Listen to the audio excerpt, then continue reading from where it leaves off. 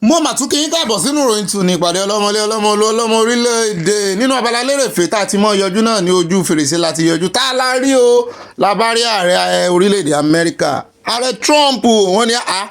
Ọ̀gbẹ́ni Bobby Àtàyà ṣé ò ní kí mi fún báyìí mi ni mo ní erin báyìí ààrẹ Trump adúpẹ́ o abayín yọ gbogbo ẹ̀yin Amẹ́ríkà arọ́wọ́ Trump lára yín o abayín yọ bọ́dápá rẹ́mìrẹ́mìdà ẹ bọ́ bí o ṣe ní ṣe ọjọ́ bí iye kan yín fún wa ni ìyẹn Trump anyways happy birthday to gbogbo Amẹ́ríkà ò torí ààrẹ yín ló ń ṣe nǹkan ní sọjọ́ bí eléyìí láàbí sí ètò lónìí ní pápá àpẹjẹ asáré dé ọ̀rọ̀ wọ̀dà Bùkọ́lá Sàràkí àwọn náà ganu sí máìkì o lórí ọ̀rọ̀ táàrẹ Tinubu sọ lánàá pé inú àwọn ń dùn ayọ̀ àwọn ń kún bí ẹgbẹ́ wọn ṣe ń dàrú ẹgbẹ́ PDP ẹjá gbèsè tán náà fọ́ padà fáàrẹ̀. Today's democracy, a lot. The president said a lot. Yes. With all this confinement, what does this stand for you coming from the opposition? What does it mean? I think we must take him at his words. I mean, he spoke well, saying that he too is not for a one-party state, so we must take him at his word, that he supports a multi-party. So we're all on the same page. But does so the PDP buy into this? We are. That's why we're going around and bringing everybody to come around, and they've heard it. So those of you who say they're under pressure, there's no pressure anymore. So we're all for multi-party, and everybody should go and get the house in order. As he said, he's not going to help us, so we are going to sort our own house and get our house in order. Thank you very much. It's fine. It's part of recognizing those who have fought for this democracy. Wọ́n ṣe ní onímọ̀nbé wọ́n ti dáhùn wọn ní àwọn ò rè tún ilé àwọn ṣe somebody tún lè ṣe somebody dá lérú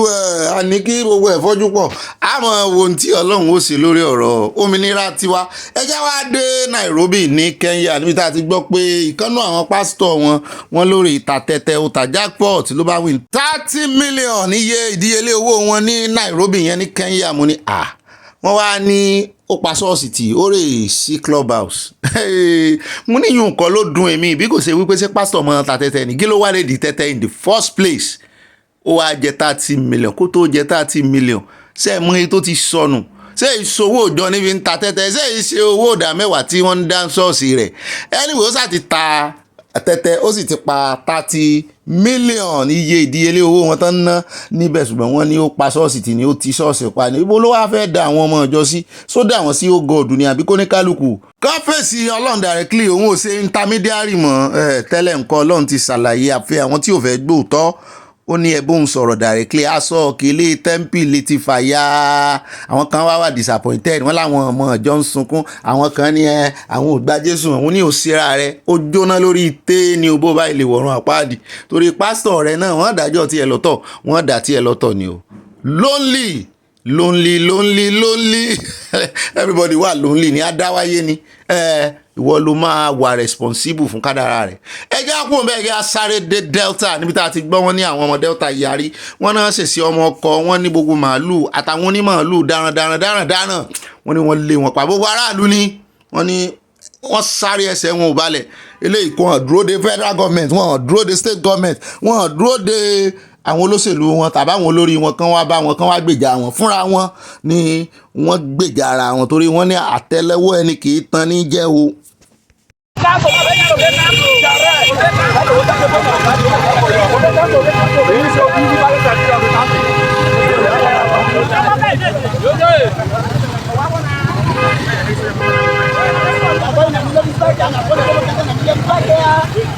Àwa Yorùbá jáfe lé ìkọgbọ́n o wọ́n tún ti dé o ẹgbà wá o federal government state government ẹ̀yin ọba wa ẹ jẹ́ gbèjà ara yín kò sẹ́ni tí ó gbèjà ẹnìkan kan ẹ jẹ́ àti bí ìbọ́dì sí Dubai níbi tá a ti gbọ́ wọn ní ìkan nínú àwọn skyscraper wọn àwọn tallest building wọn àfi bó ṣe lànà mo ní láì ṣe pé wọ́n ju àdó olóró iná rèé àwa la mọ̀ọ́mọ̀ sọ di white títí di àkókò tá a fi ń ka ìròyìn tó ń dé sí etígbọ̀ yín àti ojú ìwòran yín àti ìgbọ̀ pé èèyàn kankan sẹ̀mínú o àdúrà là ń gbà pé ká mọ̀ gbọ̀ pé èèyàn sẹ̀mínú ó dá ẹja kó ń bẹ́ẹ̀ ẹja wa sáré dé Èkó níbi tá a tún ti rí táwọn èèyàn dalẹ̀ lọ rẹpẹtẹ mo níbi ìfẹ́ jọ area ìyànà ọba nǹkan lójú mi èmi ò mọ bí tó ti ṣẹlẹ̀ gangan ní pàtó ṣùgbọ́n wọ́n ní Èkó ni mo ní ṣé wọ́n sì ń ti kíní kiri lẹ́kọ̀ọ́ ni àwọn àbòkí wọ́n ń tọ́ ọmọlanké kiri ó kó ilẹ̀ jáde ó sì wá dà sí títì gangan ló wá dà sí iṣẹ́ tìrí báwọn ó fẹ́ jọ owó ọ̀nà máì tú nǹkan kan létí mẹ́jà gbọ́rọ̀ tó ń bá a sọ ká gbọ́ ohun tó fẹ́ sọ. Does me be that? Now does me be that? Now just be that. Eh?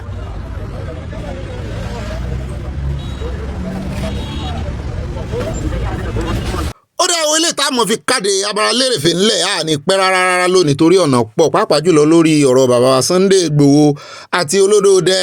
fọ́nrán tí ìyá wa Yorubawuyi tírìtì lánàá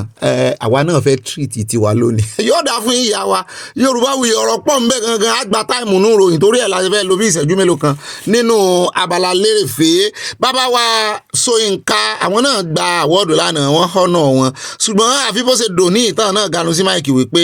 kán ọ̀nà àwọn tó ti kú àtàwọn táwọn wà láàyè wọ́n ní kò tí ì tó kò tí ì táwọn lọ́rùn wọ́n ní àwọn want more Oliver Twist wọ́n ní the best honour tí ìjọba lè fún àwọn tó ti kú ìtàn pa lórí ọ̀rọ̀ democracy Nàìjíríà tán ta ẹ̀jẹ̀ wọn sílẹ̀ ní kí ìjọba wá justice pé that's the best honour wọ́n sọ̀rọ̀ nípa Delegiwa mú ní àti ẹ̀gbọ́n kan fún Delegiwa ní nǹkan kan gan bẹ́ẹ̀ náà ni wọ́n sọ̀rọ̀ nípa bàbá Bọ́lá Ìgè mo níyùn náà dáa wọ́n ti pẹjọ́ tì àgbọ̀n nǹkan kan láti jọ ẹ̀ wọ́n sọ̀rọ̀ nípa Kudirat Abiola Alhaja dáadáa àwọn mẹ́tẹ̀ẹ̀ta náà dá lé lórí tọ́pìkì wọn wípé kí ló dé ẹ̀họ́nà òkú ẹ̀họ́nà wọn ṣé ẹ fẹ́ lọ gbé sàtífíkẹ́ẹ̀tì ọ̀nà tẹ fún wọn ẹ fẹ́ lọ gbé mọ́nú sàárè ni a ní kẹ́ ẹ mú àwọn apààyàn tó pa wọ́n that's the best honour ìyẹn lè fi kógo já lọ́wọ́ ọmọ Nàìjíríà kan náà bá ganu sí wípé lóòótọ́ ni pé mediocrity ní gbogbo eléyìí tán ń ṣe yìí ọ̀nà ilé ọ̀nà ọ̀tàn ọ̀nà ilé ọ̀nà ọ̀tàn àwọn tó ti kú tán pàǹpà àyà ṣé wọ́n ṣe ọ̀nà èèyàn nìyẹn àbí kẹ́ ẹ wá àwọn apààyàn apanimọ̀yọ̀dà wọn àwọn tó ṣekú pa àwọn tó ta ẹ̀jẹ̀ wọn lẹ̀ àwọn kan sì wà láyé nínú àwọn ológun tẹ́ ẹ fẹ̀sùn kàn kí ló dé tẹ́ ẹ mú wọn kí justice kó ṣe ìdájọ́ òdodo káwọn èèyàn kínú àwọn èèyàn sì dùn wọ́n ní ìyá múnú àwọn èèyàn dùn ju gbogbo eléyìí tẹ́ ẹ ń ṣe lọ. European, Western area, we were curious. Youth have a responsibility to be curious. Often they think, no, they just open their mouth, black, anything, everything else. Irresponsibility. We were not responsible. We're curious. But say to them, listen, I participated in the creation of ombudsman. Go to them. I would say, which is the truth, I would say, unless there's something absolutely drastic. I was, as a personal principle, giving comfort, please take your time over what you're, let's see where you are headed. But it doesn't mean, at the end of that year, I then say, okay, my lamp clock, I've gone off, the new guy, and I will. It just means that I'm now free to say anything. Conscience is free to say anything I want to say after that.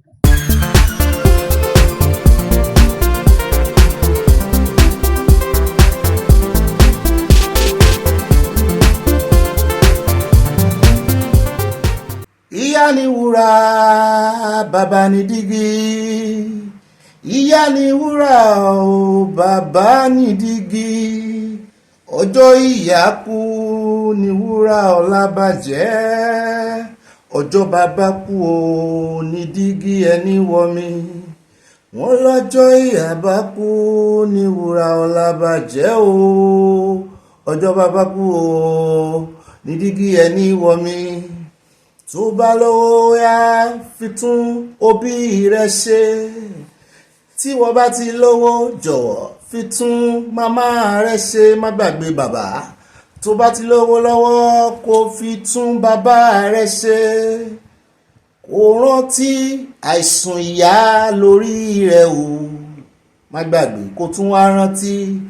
bí bàbá ṣe ń sáré kiri torí bẹ́ẹ̀ ìyá ní ìwúrà bàbá ní dígí ẹ̀yin ìyá wa ní wúrà o àwa bàbá ní dígí ọjọ́ ìyàkú ṣó ní wúrà ọ̀la bàjẹ́ o ọjọ́ bàbá kú o ní dígí ẹni wọmi orí tó nítumọ̀ wọ́n fọ́ sí wẹ́wẹ́ ká tó wọnú ròyìn lónìí torí mo ti ń kọrin látàárọ̀ nítorí mo ṣe ń rí àwọn èèyàn kí mi mẹ́sàn-án mẹ́wàá àwọn áàpù tá a fi ń ṣẹ́wó gan-an náà wọ́n gbàgbé láti kí wa wọ́n ní happy Father's Days mo lọ́jọ́ òun Father's Day ṣé bí March la máa ṣe Father's Days wọ́n ní kí ló ń complain fún àwọn obìnrin, wọ́n ní Mother's Day, wọ́n ṣe Mother's Day, wọ́n ṣe Mommy's Day, wọ́n ṣe Auntie's Day, wọ́n ní ọjọ́ tó pọ̀ rẹpẹtẹ, kí ló dé ọjọ́ méjì péré pé kán fi tàwa bàbá lẹ̀. Wọ́n ní n tó ṣẹlẹ̀ ni pé zone by zone ni wọ́n ní àwọn Amẹ́ríkà wọ́n ti sọ wọ́n ní June náà wọ́n celebrate bàbá, wọ́n lélẹ̀ tán máa ń ṣe March, wọ́n ní ká pè ní Daddy's Day, wọ́n lélẹ̀ Father's Day, wọ́n láàgùn mú Brother's Day, àmú Uncle's Day, mo ló lọ bẹ́ẹ̀ ó lọ fàáfàá. Celebration ká mọ́ celebrate ara wa ìgbà tá a bá wà láyé náà la lè celebrate. Wọ́n yẹ celebrate èèyàn nínú sàòpó, àwa dúpẹ́ pé Ọlọ́run kà wá mọ́ àwọn alààyè lónìí. Every third Sunday ni wọ́n máa ń ṣe Father's Day nínú oṣù kẹfà lọ́dọọdún. Canada ní o, USA ní o, India ní o, bọ́sì máa ṣe nù. Ṣùgbọ́n kódà zone tó bá wà kó jẹ́ pé wọn kì í celebrate Father's Day ọ̀la ní o, ìwọ náà bá celebrate tẹ̀ ojoojúmọ́ gangan ló yá mọ́ celebrate ara wa. Eléyìí mo fi kí yín káàbọ̀, bàbá ni wúrà, ìyá ni dígí o, àwa méjèèjì la wúlò. Ẹ̀yin ọmọ obìnrin nìkan kọ́ ní ìsìn omúgọ̀ ní ìsìn yìí, ọkùnrin gan travel abroad rèé so omúgọ̀. Ìkan ni mo ti ẹ̀gbọ́n lẹ́nu ọjọ́ mẹ́ta ìtàn ní ìyá ìyàwó rèé so omúgọ̀, ìyá ọkọ bàbá ọkọ náà, torí ọkọ ò ní ìyá mọ́, bàbá ọkọ náà lọ, wọ́n jọ dé sí táìmù kan náà. Ìyá ìyàwó ẹ mọ́ gbàgbé, bàbá ọkọ ò ní ìyá mọ́ ń tiẹ̀, ń gbò ìyá omúgọ̀ náà jọ wá sí o, náà wá kúkú jọ lẹ̀pọ̀ náà wá tuntun jọ àṣírí bá tú wọ́n láàmọ̀ sí nǹkan yẹn níbi tí ẹ sọ múgọ̀ lẹ́tún ráàyè ara yín. Wọ́n ní bó ṣe ń sọmọ eku náà ní sọmọ ẹyẹ, ẹ ti darúgbó ó ti ṣe kinní kan, wọ́n tara rẹ̀ ẹ tọ́lọ́mù bá fún lórí ọ̀fẹ́, wọ́n sì ń gbóra wọn jìgìjìgì lọ. Ó dáa mo kí n káàbọ̀ sínú ìròyìn tó ní ìpàdé ọlọ́mọ ọdún ọlọ́mọlé ọlọ́mọ orílẹ̀-èdè, níbi tí ọmọdé ti ń mọ ọwọ́ wẹ̀ta tí ń bá gbà jẹ́ ẹjẹ́ ń kíìpù ohun mi lò díẹ̀. Bẹ́ẹ̀ náà ni wọ́n mọ̀ kíra mi mẹ́sàn-án mẹ́wàá ní ìsìn, torí mo rí pé ẹ̀ ń kí mi súnmọ́ ẹjẹ́ àkọ́kọ́ kí Ọlọ́run ni akọ́dá ayé, òun náà ni aṣẹ̀dá ọ̀run, ọba tó dá gbogbo ayé, ọba tó dá wa, ọba tí gbogbo èèyàn ọpẹ́ ọlá ògo tó tọ́ sí o. Kò sẹ́ni tó lè bá dùn lónìí nǹkan rẹ̀ o, kì í jẹ̀bà, kì í jẹyán, kì í jẹ kọ̀kọ̀rẹ́, ọpẹ́ ló ń jẹ rẹ̀ gbogbo ọpẹ́ àti wá pákéjì ẹ̀, adá owó ògo padà sọ́dọ̀ Ọlọ́run o náà wá rí pákéjì ẹ̀ fún wa. Ó sọ́dọ̀ orí ọ̀fẹ́ àtàánú, orí ọ̀fẹ́ lárígbà àánú ni àwọn ọmọ gangan sọ àgbọ̀ Yorùbá o, àìsàgbédègbẹ̀yà àìsí orúkọ tẹ́ ń pè wá o. Ògo Ọlọ́run ní farahàn as simple as ABC. Ògo Ọlọ́run ni o, òun náà ń radiate inú ayé wa, òun lẹ rí tẹ́ fi ń pè wá ní gbogbo àwọn orúkọ beautiful names yẹn o. Wọ́n bá yọwọ́ Ọlọ́run kúrò nínú ayé wa, àjàmọ́ nǹkan kan ẹjọ́ oyè Ọlọ́run ni o. G factor tí mo máa ń sọ̀hún, race ní gbogbo wa ń sá, eré ìje la wá ló gbé wa délé ayé, ilé ìta máa ń gbági lọ́wọ́ ara wa, èèyàn kan gbági títà mọ̀ ẹ̀ bá ti tán ó lọ́n ti ẹ̀ nù. Adúpẹ́ wípé wọn àti ìgbàgbé ọwọ́ tiwa o, abdá owó òyìn padà sọ́dọ̀ Ọlọ́run. Igi orí ọ̀fẹ́ tá à ń lò, igi àánú tá à ń lò, tá a fi ń sáré ilé wa, adúpẹ́ pé wọn àti ìgbà o. Wọ́n sì ní ìgbà báyìí torí àpẹ̀pẹ̀pẹ̀ eré ìje yìí ó ń dùn mọ́ wa ìsì ń dùn mọ́ wa lọ. Òun ní wáyé tí ẹni wémi náà ti bá ròyìn náà ní ibà gbọ́n débẹ̀ ìbá ìrànà ìbá sanwó-olé mi náà ní ibà kanjú abẹ́ǹkù ibà lọ tààràtààrà tọ́rọ̀ bá ti di ọ̀rọ̀ òtítọ́ àtòdodo sàn láàrin ajé ní múni pẹ̀kọ̀rọ̀ ẹ lè pè mí ní ibà ọ̀pá parada nínú abala kọ́mẹ́sẹ̀sán abala èèyàn olólùfẹ́ wa àyà parada ó dọ̀gá rẹ̀ parada ó dà èmi náà ní ibà ọ̀páka ọkọ̀ àwọn òpèké ọkọ̀ àwọn sweet 16 kù sàrúgbó ń bí o. Bẹ́ẹ̀ náà ni ẹ lè pè mí ní ibà kanjú abẹ́ǹkù tó bá ti di ọ̀rọ̀ òtítọ́ àwọn òníyé kanjú abẹ́ǹkù gbọ́wọ́ ní ro wá lóòótọ́ ṣùgbọ́n sacrifice wa fún òtítọ́ àti òdodo nù. Torí ẹ̀ náà la ṣe gbé ìròyìn wa kalẹ̀ sórí òtítọ́ àti òdodo. Bẹ́ẹ̀ náà ni ẹ lè pè mí ní ibà confirm ẹ̀kọ́ tó sẹ́ǹdì ẹ̀ bó bá ti wá sẹ́ǹdì ẹ̀ tán tó rí wípé mẹ́ẹ̀ lọ́ọ́ fàyọ̀ tó bá lè fàyọ̀ padà sí tó ti sẹ́ǹdì ẹ̀ tó ti ṣàṣìṣe kó rí ṣe àtúnṣe níbẹ̀. Ẹ lè pè mí ní ibà àlẹ̀jẹ́lẹ̀ ibà rìpọ̀tẹ́lì àwọn òtẹ́nu àbùkù báyọ̀ bí ìròyìn wa tá a gbé kalẹ̀ rí afẹ́ fi discourage ìròyìn fògànà, afẹ́ káwọn èèyàn mọ̀ pé tẹ́ ẹ bá fi òdodo kún ìròyìn ó lè lérò lẹ́yìn. Àwa ò wá fẹ́ èrò wọ́n ti kọ́ lẹ́yìn ènìyàn lásán mi ènìyàn yàtọ̀ sí ró. Àwọn kan kó èrò jọ èèyàn làwà kó jọ ń bì. Àdúpẹ́ lọ́wọ́ Ọlọ́run tó gbé agboolé aláyọ̀ ìkalẹ̀ ibà fayọ̀ pọ́ọ̀tì ẹ̀ bí ìyá mi tó yìn ṣe máa ń pè mí nù. Adúpẹ́ pé òkun òbí náà níbà kéde fún Yorùbá Nation káfàtà ibi tá ti bẹ̀rẹ̀ lónìí kí n tó máa wọnú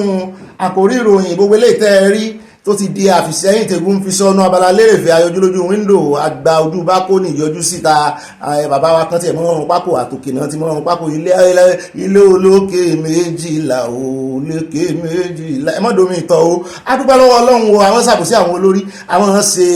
fún wọn pàwọ̀ ẹ̀dẹ́ àwọn olóṣèlú nàìjíríà gbogbo bí wọ́n ti mẹ́ẹ̀ àwọn yọkùn mọ́ òkun ẹ̀ jáde fún wọn àwọn ṣe àlàyé délẹ̀délẹ̀ àwa ìkàn káròyìn ọlọ́run sì jẹ́ orí bẹ́ẹ̀ wíbẹ̀ jẹ́ bẹ́ẹ̀ tọ́lọ́run ní o. ó dá àkọ́kọ́ náà àkórí ìròyìn wa lónìí bí láti kọ́kọ́ dami tútù wájú yóò dábẹ́ jẹ́ kọ́kọ́ ṣàdúrà fún ìyá wa ìkànnà àwọn àjàgbára lórí afẹ́fẹ́ ìyá wa Yorùbáwuyi ọ̀dà gbogbo yín náà mo ṣàdúrà fún pátápátá gbogbo yín ní atẹ́gùn àdúrà yìí yóò bá o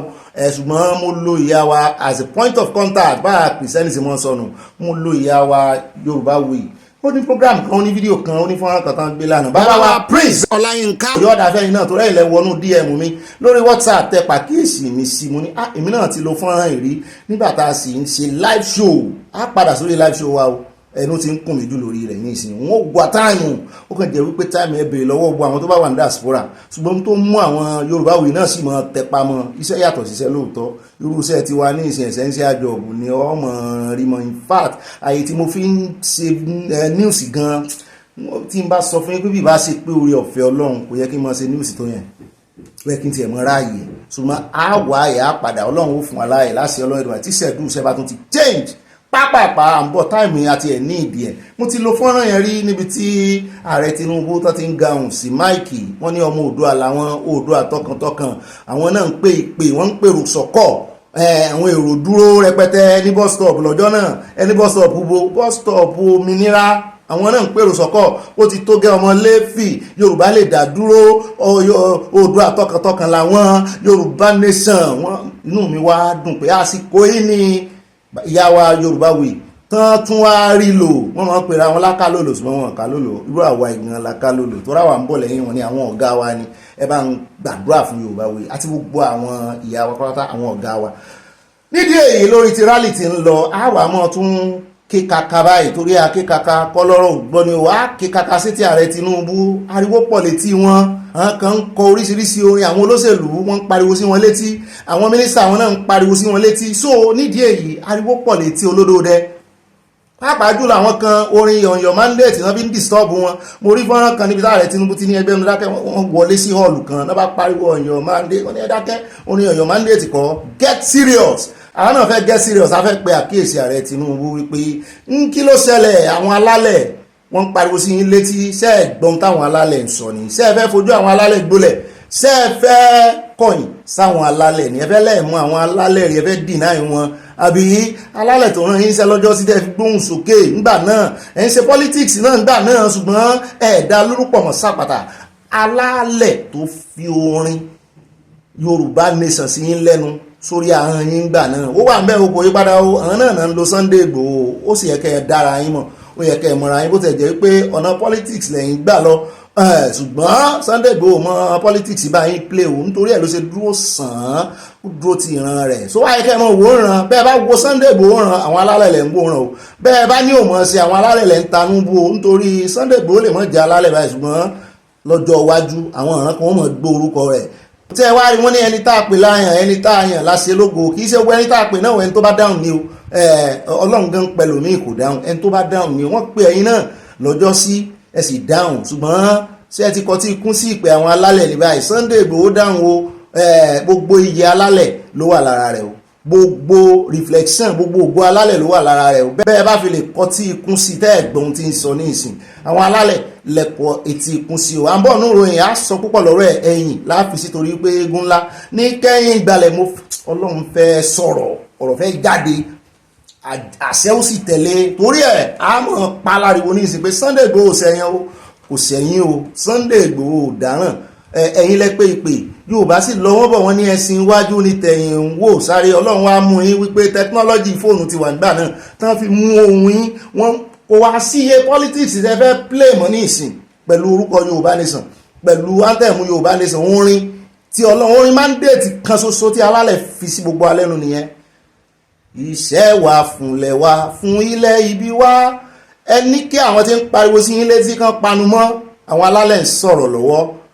ẹ gbọ́dọ̀ as a matter of alacrity kẹ́ rìlíìsì Sunday Igboho àmẹ́nubà gbogbo sọ̀ràǹdì rẹ̀ gbogbo ohun tó jọmọ́ àti gbogbo bẹ́yìn náà ṣe rìnrìn àjò àtìpó sílùú òyìnbó nígbà náà tẹ̀ sáfà Abacha irú ìrìn àjò tẹ́ rìn lọ́jọ́ sí ó náà lẹ́ ń fọ́ sí Sunday Igboho rìn yìí o gbogbo ẹni tó bá sì ti rìn ìrìn àjò ọmọ ológo ni o ó yẹ kẹ́ ẹ ti mọ ibi táwọn náà gúnlẹ̀ sí torí ibi táyìn gúnlẹ̀ sí ní ìsìn àwọn alálẹ̀ ló ràn yín lọ́wọ́ débẹ̀ bẹ́ẹ̀ bá kọ̀yìn sáwọn alálẹ̀ Sunday Igboho wà ó lẹ̀pọ̀ mọ́ àwọn alálẹ̀ ni o wọ́n sì gbé kọjá àbí tán gbé yín dé bẹ́ẹ̀ bá ṣe ẹ̀tọ́ àmọ́ ń bẹ́ẹ̀ ọ̀rọ̀ jáde ọlọ́run ó sì bá wa sí ọlọ́run ó tẹ̀lé Jare torí ọ̀rọ̀ jáde àṣẹ tẹ̀lé bá bá kó ń bẹ̀ tán ẹ̀yìn láàfi sí ohun láfi bẹ̀rẹ̀ àkórí ìròyìn ṣùgbọ́n òun láàfi parí torí ọ̀rọ̀ ń bọ̀ ń bẹ̀ bá bá kó ń bẹ̀ tán ẹjá sáré dé inú ọ̀rọ̀ tí ń já rìnrìn lórí ọ̀rọ̀ Abiola ọ̀pọ̀lọpọ̀ àwọn èèyàn ló ti ń pàkíyèsí mi sí mọ́ mi kan ò ní dárúkọ wọn mọ̀ ṣe voice note ní wípé wo fi wọ́n lẹ̀ Jare ọ̀rọ̀ Abiola òun náà nílọ́wọ́ díẹ̀ rú ẹgbẹ́ àwọn ọ̀tá lóun náà ebi iṣẹ́ ọwọ́ rẹ̀ ní jẹmu ní gbogbo àná láàjèrè iṣẹ́ ọwọ́ wa ṣùgbọ́n nǹkan kan ni àríṣẹ́ láríkà bàbá àrègùn tán ṣe lánàá làwa ti ṣe nǹkan táà náà bá ń fi òní wá ṣe báyìí àwọn kan ó kà lọ́la o oníkálukú ló ní ìgbà àti àkókò rẹ̀ ẹ lò dáadáa o bẹ́ẹ̀ sì ni tán pé nǹkan mọ̀ mọ́ gbàgbé ń tẹ̀lé òjijì rẹ̀ ń ká mọ̀ o ń tẹ̀lé ọ káàkiri ni ń bọ̀ wá dáhùn lọ́jọ́ kan ọ jẹ́ sí ọwọ́ rẹ̀ o kó tó kó láyé mi náà ó jẹ tèmi Ọbásanjọ́ ó jẹ tiẹ̀ Babangida ó jẹ tiẹ̀ tún nídìí èyí gbogbo ohun tí ó lè ṣe tí Abiola lè ṣe àwọn nǹkan dáadáa tó ṣe náà ni ẹjẹ́ àwọn fi rántí ẹjẹ́ àwọn fi àwọn nǹkan dáadáa ẹjẹ́ àwọn fojú fún àwọn àṣìṣe ẹjẹ́ káà náà ìbá ìbú kọ́tọ̀ yẹn wípé àwọn nǹkan dáadáa tó ṣe káwá lo àwọn nǹkan àbàwọ́n tí Sàtánì tó lè gbọ́wọ́ wọn dá torí èèyàn gbogbo wa kò sẹ́ni tí ò ṣe bí rí kò sí o ibi kan gajù kan lọ ni kò sẹ́ni tí ò ṣe ibi rí àwọn kan mọ̀ fi àyà dídí wọ́n fi ń ṣe bíbí ti Fáráò àyà wọn le àwọn kan mistake lọ́pọ̀lọpọ̀ wá fi ń ṣe àwọn ibi torí ti bí tiré la da ilé ayé ibi náà yàtọ̀ sí ibi o nídìí èyí ẹ mọ̀jà rántí gbogbo àbàwọn wọn mọ́ ká lè fi ṣe correction kì í ṣe pé bóyá a ti gbàgbé ẹ̀ bá mi náà torí ojú àpá ò lè jọ ojú ara a mọ̀ rántí ṣùgbọ́n àní wà toxic ń pa rẹ̀ mọ́ àní torí ẹ̀ kórìíra wọn torí bá gbọ́ gbogbo nǹkan ń ṣe a lè kórìíra wọn nítorí ẹ̀ kórìíra wọn ṣùgbọ́n a fi ṣe kí ni a fi ṣe àtúnṣe táwa mọ́ bá rìnrìn àjò táwọn rìn yẹn ọ̀pọ̀lọpọ̀ wọn náà la gbọ́ wípé wọ́n gbàbọ̀dè fún Awólọ́wọ̀ ṣùgbọ́n ìyún kọ́lá wa sọ torí àfẹ́ mú ẹnímítì mo fẹ́ ṣe ìbọ̀ ẹmọ́bìnú àfẹ́ mú ẹnímítì wá sáàrin ọmọ Yorùbá mọ́ afẹ́ mọ́ fi àṣìṣe àwọn bàbá yìí afẹ́ mọ́ fi ṣàtẹ̀gùn ń tiwa sí orí òkè àtúnṣe nídìí èyí àwọn ẹbí Abiola ti ń pè wọ́n ní 45 naira kan wà nílẹ̀ kọ́ńtrátì kan ITT tó ní í ṣe pẹ̀lú Nàìjíríà ìjọba Nàìjíríà pé ó sì dá ẹni tí ó bá purọ́ ní òní ẹlẹ́rìí ń wà lọ́rùn Abiola ò sì mọ́ lóòótọ́ ṣùgbọ́n àwọn ẹlẹ́rìí rẹ̀ wà ìkànnì àwọn gómìnà tẹ́lẹ̀ gómìnà Jigawa Lamido ó garun sí máìkì ń bí oṣù méjì sẹ́yìn níbi tán ti ń lọ́ǹchì ìwé kan tó kọ náà kọ̀wé lẹ́yìn tí Babangida kọ̀wé lóun náà kọ tiẹ̀ ó tiẹ̀ tẹ́nu àbùkù bá Babangida wá ń pe ìpè sí ìjọba Nàìjíríà lábẹ́ ìṣèjọba rẹ̀ Tinubu wípé ọmọ Yorùbá ló wà ń bẹ ní ìsìn yìí o gbogbo ntẹ́ bá lè ṣe ní kẹfì sí imagine kọ́ máa Hausa mọ́ ta ààrẹ Tinubu lólobó wípé brọ́dà rẹ ni Abiola wa sì mọ bí wọn náà ṣe máa gbé lójú ayé rẹ o mọ́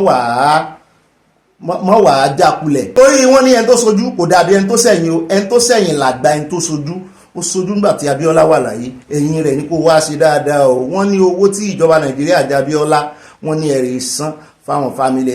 náà bá ganu sí máìkì pé ẹ gbọ́ wọn ní nígbà tí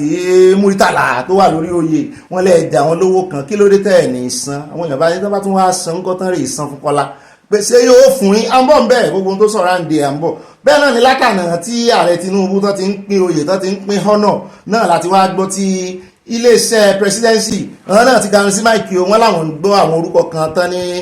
wọ́n ń sọ pé ààrẹ Tinubu fún ní honor wọ́n ní rọ́ wọ́n ní ààrẹ Tinubu fáwọn kan wọ́n dárúkọ Aisha Yesu bẹ́ẹ̀ náà ni Sowore náà ganu sí máìkì wípé wọ́n ti ẹ̀ gbọ́dọ̀ fóun tẹ́ bá gbọ́n tí Sowore lóhun ó sì ká ní wọ́n lọ ṣe mistake fóun ṣeun channel sì ń sọ wípé Sowore ó tọ́ sí ó yẹ kán fún Sowore àwọn èèyàn bá ní wọ́n lè fáwọn critics wọn àwọn èèyàn wọn tọ́jọ́ ń jẹ tọ́jọ́ ń mu àtàwọn èèyàn wọn náà ń fún àtàwọn míì tán rí pé ó tọ́ sí wípé àwọn kan wá ẹ̀sìn mọ̀ pé bọ́dà Fáyẹmí náà ganu sí máìkì lánàá báyìí Agbakoba náà ti wá ganu sí Mike ó ní list yẹn ò tí ì pé ẹ̀sìn ìrántí ààrẹ Tinubu náà sọ wípé lóòótọ́ list yẹn ò tí ì pé ṣùgbọ́n àwọn tí àwọn dárúkọ yìí ẹ fi mọ̀ bẹ́ẹ̀ àwọn ò lè fún gbogbo yín ọ̀pọ̀lọpọ̀ àwọn èèyàn tí ò tiẹ̀ sorúkọ wọn gan-an ní ojúde níta gbangba láwọn mẹ̀kúnnù ẹ mọ̀ iye àwọn èèyàn tán pa nígbà Abiola ni èèyàn mélòó lẹ fẹ́ fún ní họ́nà lóòótọ́ ṣùgbọ́n àṣẹyìn wá àṣẹyìn bọ́ ibi tá a ti ń sọ yẹn lọ́wọ́ àwọn tó wá fún lára àwọn tó fún ní posthumous honor ní kẹsàrò wíwáwà àtàwọn mẹ́jọ míì tán pàǹgbà náà ẹ rántí lórí ọ̀rọ̀ Shell or no Shell tí ń wa epo Nàìjíríà ọ̀rọ̀ yẹn ti wá fẹ́ dojúrú ní ìsìn àwọn ẹbí àwọn ará àwọn ìyé kan àwọn èèyàn wọn ń bẹ àtàwọn movement wọn kan wọ́n ti wá garanti máìkì wọ́n dúpẹ́ lọ́wọ́ ààrẹ Tinubu sùnmọ́ wọ́n ní àbàwọ́n kan wà ń bẹ wọ́n ní kinní kan ó kù síbí kan mo ní kíni torí ààrẹ Tinubu sọ wọ́n láwọn pardon kẹsàrò wíwá àtàwọn mẹ́jọ yẹn ẹ sì mọ̀ pé wọ́n pa àyà lábẹ́ ìṣèjọba ológun ni láwọn ìyàwó wọn tó kù àtàwọn tó sì yìnbọ́ láàrin wọn tọ́jọ́ wà ní struggle yẹn náà bá ní ẹyọ pardon kúrò ń bẹ ẹni tó bá ṣẹ̀ náà máa ń pardon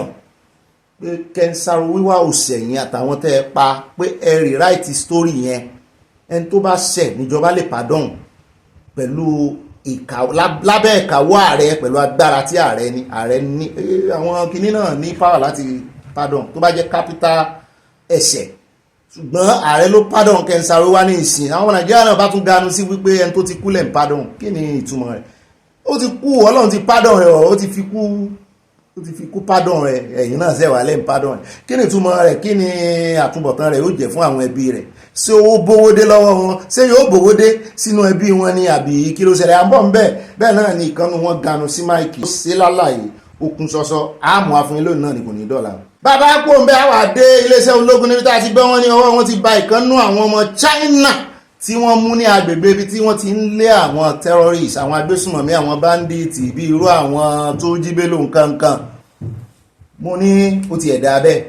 láìpẹ́ ìran mọ́ mẹ́rin kan ọmọ Pakistan olódà ẹ̀mọ́ mú wọn báwọn wọ́n ní agbègbè ibẹ̀ náà làwọn ti mú ọkùnrin wọn ló wá ń sọ pé awakùsà lòun ọmọ China láìsẹ̀nsì tó fi ń wakùsà dà kí ló wà débi ó ṣe wá jẹ́ ibi táwọn ti ń ṣe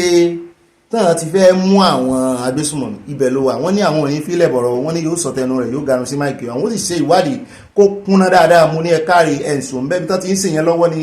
USA náà ti ganu sí máìkì wọ́n ní àwọn ti ń sọ fún yín ti pẹ́ wọ́n wá tẹnu àbùkù ìlú China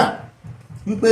China ń fojú yín gbolẹ̀ ni wọ́n ń jí ní nǹkan àlùmọ́ọ́nì wà nǹkan nù lẹ̀tọ́ lọ́hún mọ̀ọ́mọ̀ ṣètò tó ṣẹ̀tọ̀ fún yín wọ́n ní China kan wà wọ́n wá ń fi tọrọ wọ́n fi ń gba sílẹ̀ kan lọ́wọ́ yín ni wọ́n ń fún yín ládìyẹ wọ́n fi ń gbòdìdì ẹran lọ́wọ́ yín ni wọ́n náà exploit yín ní Amẹ́ríkà ló sọ bẹ́ẹ̀ làwọn yẹn bá ní ẹ̀yin gan-an olè ló mẹ́sí olè tọ̀ sẹ́yìn náà exploit èèyàn kan àbẹ́yìn náà ẹ̀ẹ́dọ́ mẹ́ exploit àwọn bẹ́ẹ̀ èyí tí USA ti ganu sí máì kan fún Nàìjíríà ní intelligence tó sì ń kìlọ̀ fún Nàìjíríà pé ẹ ṣọ́ra yín illegal mining mo ní àáfàá sọ̀rọ̀ òjò kú ó sì gé bá ti iléeṣẹ́ ológun tán mú ìkànnù wọn àmọ́ bẹ́ẹ̀ lónà ni kò ní dọ́là bá arákùn ń bẹ̀tàn àwà sáré dé Israel ogun ọ̀tẹ̀ tó wà láàrin Israel àti Iran ó ti ń lékè kàǹsí ojoojúmọ́ ní fi ń le bí ewé àgbọn tó kọ̀ tí ó rọ̀ wọ́n ti wá ń ju àdó olóró sọ́dọ̀ ara bẹ́ẹ̀ bá rí àdó olóró tí Israel jù sí Iran tẹ́ bá rí tí Iran náà fi dá padà á sọ díẹ̀ ń bẹ́ ayọ̀ sọ bàbá tó ráwà ìfẹ́ sọ̀rọ̀ ogun ṣùgbọ́n ń ṣẹlẹ̀ lọ́wọ́ kó má yẹ pé wọ́n fẹ́ ti kíní ìdé ogun àgbáyé ẹlẹ́ẹ̀kẹta o à ń bọ̀ bẹ́ẹ̀ lónìí náà ni kí ni àbáṣepọ̀ Israel àti Amẹ́ríkà lórí ogun yìí tọ́ra àwọn èèyàn kan wọ́n ń pàkíyèsí Amẹ́ríkà sì ti sọ pé àwọn ò fẹ́ rí èèyàn kankan kó wá sí ìwọ́de àbí kó lo fúláàgì kankan nù wọn ìbáà ṣe ti Israel ìbáà ṣe ti Gaza ìbáà ṣe ti Palestine ìbáà ṣe ti Iran ẹ mọ́ wàá lo nǹkan kan ẹ kọrí sí ìlú tán ti ń jà tẹ́ ti ń gbèsè wọn lẹ́yìn ẹ rí sí ìwọ́de ń bẹ̀ wọ́n wá ń bí wọ́n sẹ́ mọ̀ sí wọn láwọn mọ̀ sí ṣùgbọ́n Israel sá ti jáde kan nù wọn nù àwọn ọ̀gá ológun ti sọ wípé Amẹ́ríkà ló ran àwọn lọ́wọ́ tí àdó olóró tí Iran ń jù tí ò fi pọ̀ tó bẹ́ẹ̀ ó ṣèyàn léṣe gan ó bà nǹkan jẹ́ o ṣùgbọ́n tẹ́ ẹ bá rí ilé ìtàn náà jù àbọ̀ bẹ́ẹ̀ lónìí náà ni kò ní dọ́là o Nàìjíríà ò ti ẹ̀ pìpìà wọ́n sì ń bá bandits fà láti jọ àwọn jihadists sì ń bá wọn fà ẹ bá wá rí ogun proper nǹkan ẹ jẹ́ àpò ńbẹ́ o ẹ jẹ́ àwa dé àní mẹ́nu kó ńbẹ́ ní ìsìn lórí ìwọ́de tó ṣẹlẹ̀ lánàá mo wá rí fọ́nrán kan níbi tí sóńsó méjì tán ti fojú kanra àwọn tìjọba àtàwọn ti mẹ̀kúnnù aráàlú níbi tán ti pàdé lẹ́sí ògbèjì ó wá kú kán kọjá mo ní eégún jáde eégún àwọn mẹ̀kúnnù wọ́n ń lùlù wípé ebi ń pa àwọn ìlú wípé ebi ń pa aráàlú náà lù débẹ̀ ìkóríta kan náà ni eégún èmi lókàn náà ti jáde tán lùlù bámúbámú mòóyó bámúbámú làáyó àwa ò mọ̀ pé bí ń pọ̀ mẹ́ẹ̀nì kọ̀ọ̀kan nínú bá bí eégún ti bí àti ń kọ script lọ́nu ẹ̀ ń retí eégún èmi máa ń ṣe àkàwé ọ̀rọ̀ wọn ni àwọn olùwọ́de àwọn méjèèjì àwọn ní ìwọ̀gbà bíi irọ́ fáwọn láàyè ibi làágbà àwọn tí mẹ̀kúnnù ń béèrè ẹ̀tọ́ wọn lọ́wọ́ ìjọba àwọn tí ìjọba ṣe ń sponsor wọn lásọ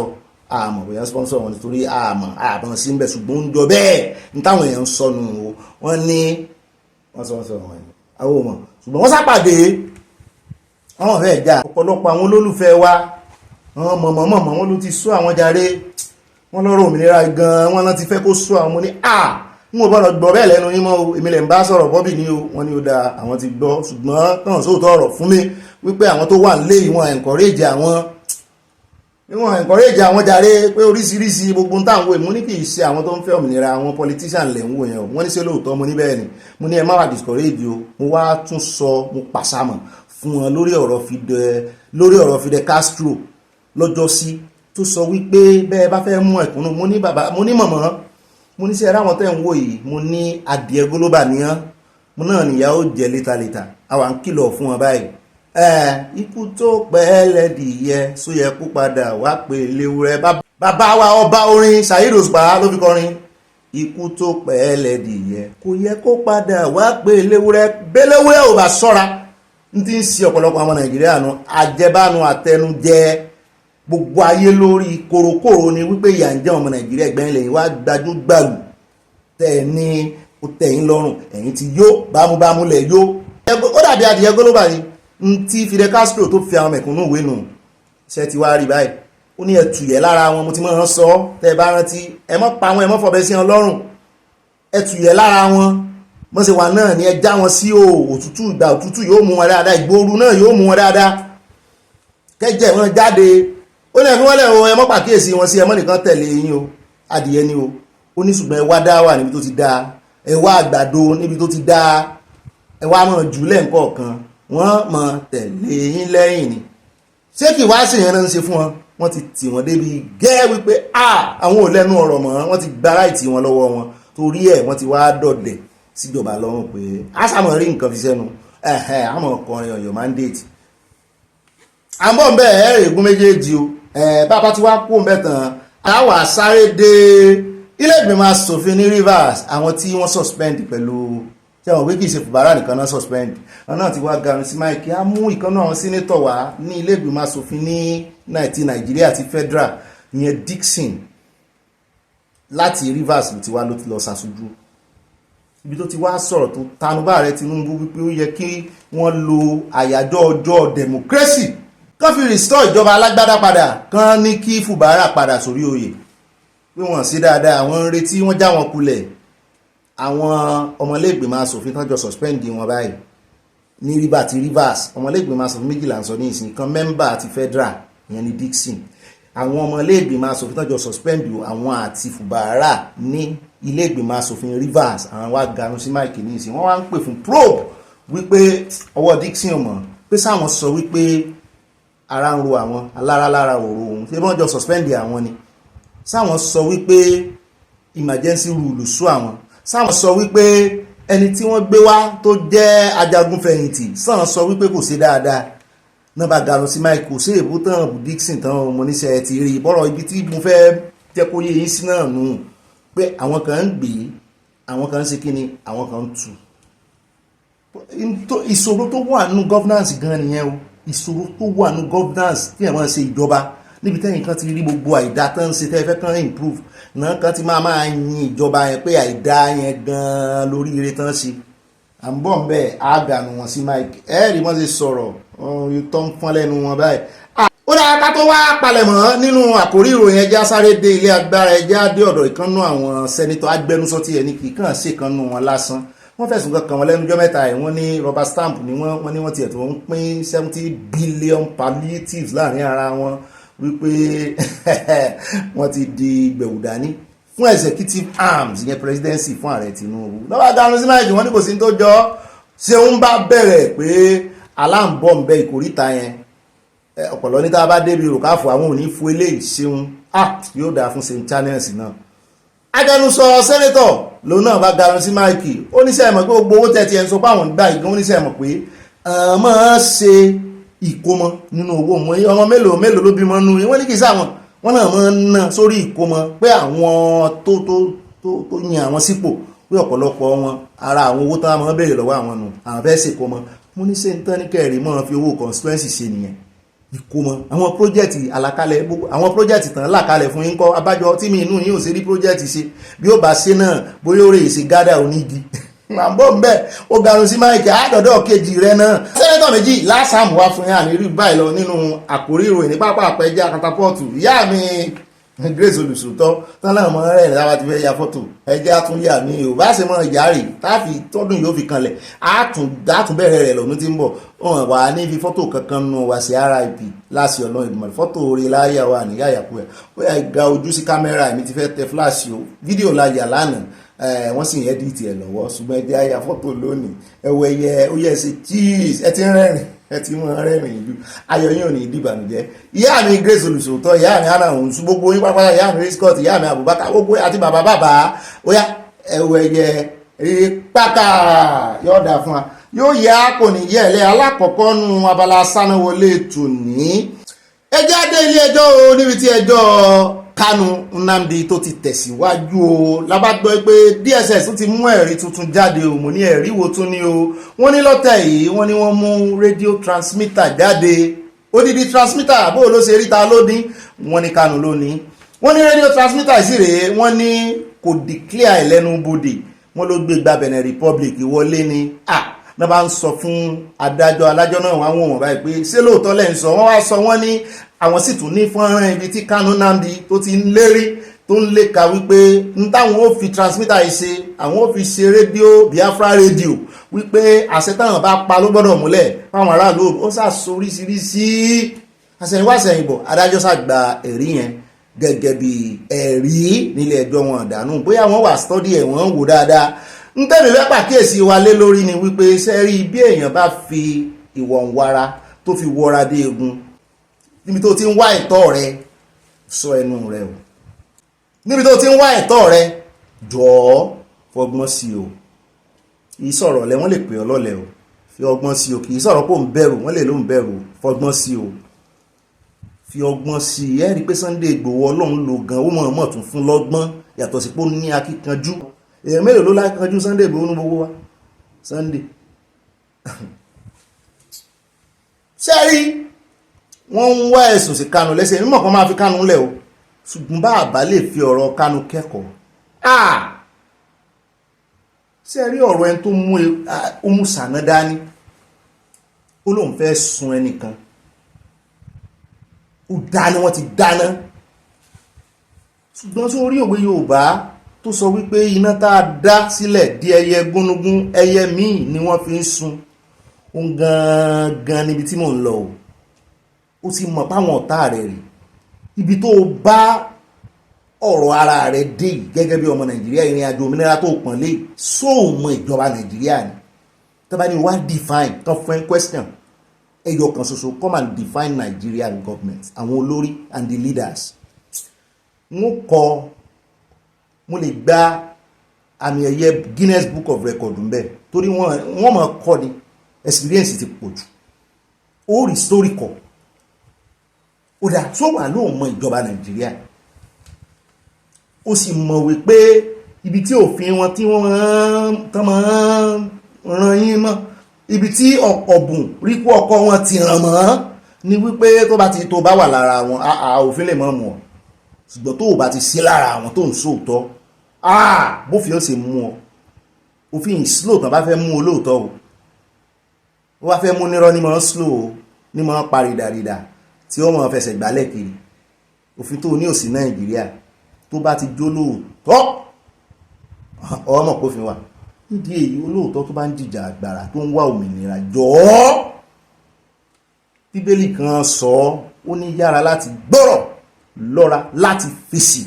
ó tún sọ níbi kan ó ní he who knows how to keep his mouth will keep his life. kìí ṣe pé kó o kàn ya olúndùn kó mọ́ lè sọ̀rọ̀ béèrè ẹ̀tọ́ rẹ̀ ṣùgbọ́n know how to keep your tongue. ahọ́n tó ń wò yìí wọ́n ní ahọ́n ní yọ idà nínú apó òun náà ní yọbì làpò ó lè dá nǹkan méjì ilẹ̀ ó lè fa trouble ó lè fa àlàáfíà. mọ́ sọ àsọdùn mọ́ sọ àsọ bó ṣe ń dùn ọ́ lórí ẹ̀rọ ayélujára. oníkun ló mọ̀ọ́ká òun gangan ló kógo jájù tán bá ní kán pín by percentage ìrìn àjò òmìnira. òwe oníkun ló mọ̀ọ́ká òun gan ló kó bí 50% sórí àwọn yòókù mo mọ̀rọ̀ sọ blogger ni àbí àwọn yẹn wọ́n pín 50% yòókù ni ṣùgbọ́n awo oníkun ló mọ̀ọ́ká òun gangan ní ti jàǹgbára 50% ló kó. à ń bọ̀ lórí ọ̀rọ̀ Sunday Igboho wá sọ púpọ̀ lọ́rọ̀ torí àwọn kan tó kọ́kọ́ dá orin lọ́jọ́ sí tí àwọn alálẹ̀ fi orin sí wọn lẹ́nu àwọn náà ti tún orin wọn dá. alálẹ̀ kọ́ ló fi ọ̀yọ̀ mandate sí wọn lẹ́nu o mandate tàlálẹ̀ fún wọn bóyá wọ́n ti wá gbé jùlẹ̀ ni wọ́n wá rí èèyàn tó tún gbé mandate alálẹ̀ wà. à ń bọ̀ ń bẹ́ẹ̀ wọ́n ti ìjà aṣáájú ẹlẹ́ẹ̀dẹ́pẹ̀ẹ́dẹ́ ó ti ń gùn mí ọlọ́run ó sì bá wa sọ àìtorí àátún fọgbọ́n sí sísọ rẹ̀ náà. ẹ̀wọ̀n tí ń ṣẹlẹ̀ sí Kánò ẹ̀wọ̀ ẹ̀rí tán mú jáde ojo èmi gangan náà pẹ̀lú ojoojú ibà ojo yín náà rèé o wọ́n ní mọ̀mọ́ bẹ̀rù gan-an ibà ojo yín rèé o tó á lé o mo rántí ìyá tí àwọn àtọmọ rẹ̀ tán máa ń ṣe kọ́ńtẹ́ǹtì onígbó wọ́n á ní tó á lé o ẹ bá ti rí mi ẹni tó á lé o ibà ojo ibà ọmọ ojo ẹ̀ ṣe tèmi yé mi o ní àjò òmìnira ojú kámẹ́rà wọ́n yí mọ́ lọ́wọ́ ni torí ẹ̀ mo fi ní àwọ oníkùn ló mọ̀ká ní torí ẹ̀ mo fi sọ wípé ẹni tó bẹ́ẹ̀ sun ọjẹ́ tó rí igi lọ́wọ́ rẹ̀ tó rí gbogbo ẹ̀ ìwọ náà wá gbogbo ọ̀nà tó fi paná tó bẹ́ẹ̀ fi sun ọjẹ́ mo fi po para níwájú bẹ̀ irọ́ mọ́ dé bẹ́ẹ̀ fi po para bẹ́ẹ̀ bá jọ pín yàtàn o lè lọ fi po rẹ̀ para ń bò mí. kódà èmi ọmọ sọ tèmi o torí kò tí ìyá àwọn ìwọ̀n mọ̀ wò mí tìyanu pé kí ni philosophy bọ̀bọ̀ ẹ̀ gan-an kí ni sọ gan-an nínú ìròyìn la wà nídìí philosophy ni philosophy ti yín gangan ní kẹrì gbájúmọ́ tèmi lèmi gbájúmọ́ yìí ó dẹ̀ já kó ń bẹ́ o. nínú ìròyìn tí wọ́n tẹ̀lé inú abala sáná wọlé o ẹ kú oríire Nàìjíríà pàápàá jùlọ ẹ̀yin òṣìṣẹ́ o wọ́n ti ní àwọn ọmọ kọ́lé fún yín rẹpẹtẹ ní ìsinyìí o ìjọba Nàìjíríà ti kéde wọ́n ní kéré o lónílé lálejò lọ́kùnrin lóbìnrin lọ́mọdé lágbàlagbà wọ́n ní ọba rán àwọn níṣẹ́ sí yín o òjìṣẹ́ ọba ni ó wá ń sọ̀rọ̀ yìí o afọn rere ọba wọ́n ní àwọn fẹ́ máa kọ́ ilé fún gbogbo àwọn tí owó wọn ò gbé pẹ́ẹ́lí tán gbowó oṣù ṣùgbọ́n tí ò jẹ́ nǹkan kan tán lè kọ́lé. ìròyìn ọjọ́ síta mú wá fún yín ọ́pdéètì ẹ̀ lélẹ́yìí wọ́n ti wá sọ orú ilé tán fẹ́ máa kọ́ wọ́n ní ilé ọparun làwọn èèyàn bá bú sẹ́rìn pé ta ló fẹ́ gbé bẹ́ẹ̀ báàbí kan ti ẹ̀ sọ nù kọ́mẹ́sẹ̀sàn wọ́n ní sí àwọn ọ̀bọ ló fẹ́ gbé bẹ́ẹ̀ ni mo ní ilé ọparun kì í mọ̀ sí ilé kékeré wọn ò rí ilé ọparun gírí náà ó dà pé Asia náà ti máa ń kọ́ àwọn ilé ọparun yẹn ṣùgbọ́n Nàìjíríà náà àwọn àbà àwọn ahéré wa ń gbà náà ẹ má gbóko yọ mọ̀ wípé kì í ṣe àmọ̀ nìkan náà fi máa ń mọ àwọn ahéré sábà wọ́n máa ń lo àwọn ọparun náà bẹ́ẹ̀dì tó wà náà ọparun ni sí àtẹ fi ń jókòó kì í ṣe bí sí ayé ìgbà ayé ìsìn yìí o sí àtẹ pé wọ́n kàn máa mọ́ wọ́n máa ní ẹsẹ̀ ẹ lè mọ jókòó lé ọparun náà fi ṣe gbogbo ẹ̀ tí ó sì gùn régé tí ó sì dùn wò mọ̀rìwò orí rẹ̀ náà kò lè lórí.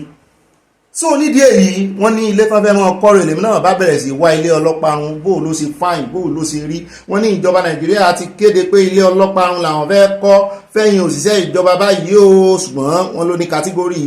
òṣìṣẹ́ ìjọba àwọn tí ọwọ́ wọn ò bá tẹnu tọwọ́ wọn tí ò tó kù díẹ̀ káàtó fún wọn àyà ni wọ́n padà ṣẹ̀ṣẹ̀ àárọ̀ wọn ni mo ní o kárẹ̀ àyà o ó ní ṣe bí irú ẹ̀ ní irú ilé yẹn ó ní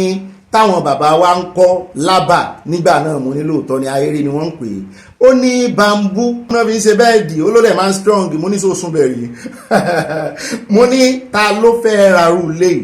ṣé security wà ń bẹ torí bẹ́yìn ó bà kọ́ níbi tó máa ń kọ́rọ̀ àwọn léyìí sí o pàápàá jùlọ ṣé ẹ rí ìlú òyìnbó gan ọ̀pọ̀lọpọ̀ wọn náà fi máa ń ṣe tourist houses bí àwọn hut kéékèèké bí tourist bó ṣe máa ń ṣe nù olórúkọ kan gazebo wọ́n máa ń pè ní gazebo àwọn kan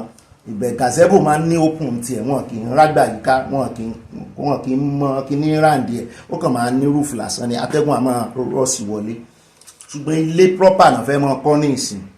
mo wá ní ẹ consider security o ibi tẹ́ ẹ fẹ́ kọ́ sí àti ẹ̀dúpẹ́ pé Nàìjíríà kò sí natural disaster tó bẹ́ẹ̀ gẹ̀ kò sí ṣùgbọ́n ibi tó ti wà gan wọ́n ń kọ́ ó sì máa fáìn wọ́n máa faná wọbẹ̀ wọ́n máa fà ṣùgbọ́n wọ́n sì kọ́ ilé oní amọ̀ ilé oní bíríkì ní oní kọ́ńkírìtì gan-an ilé ń jó iná ń jó à ń bèlè iná ilé ọlọ́parun tí iná bá mu inú ibẹ̀ náà lẹ́ẹ̀tì mọ́ dáná o pé èèyàn bá wà kíáfù ibẹ̀ náà lẹ́ẹ̀sì plọ́ọ̀gì sí bó lẹ́sí fẹ́ ṣe gbogbo yẹn àfi tẹ́ ẹ bá fẹ́ ṣe níta ayé àtijọ́ tẹ́ ẹ fẹ́ faná wọbẹ̀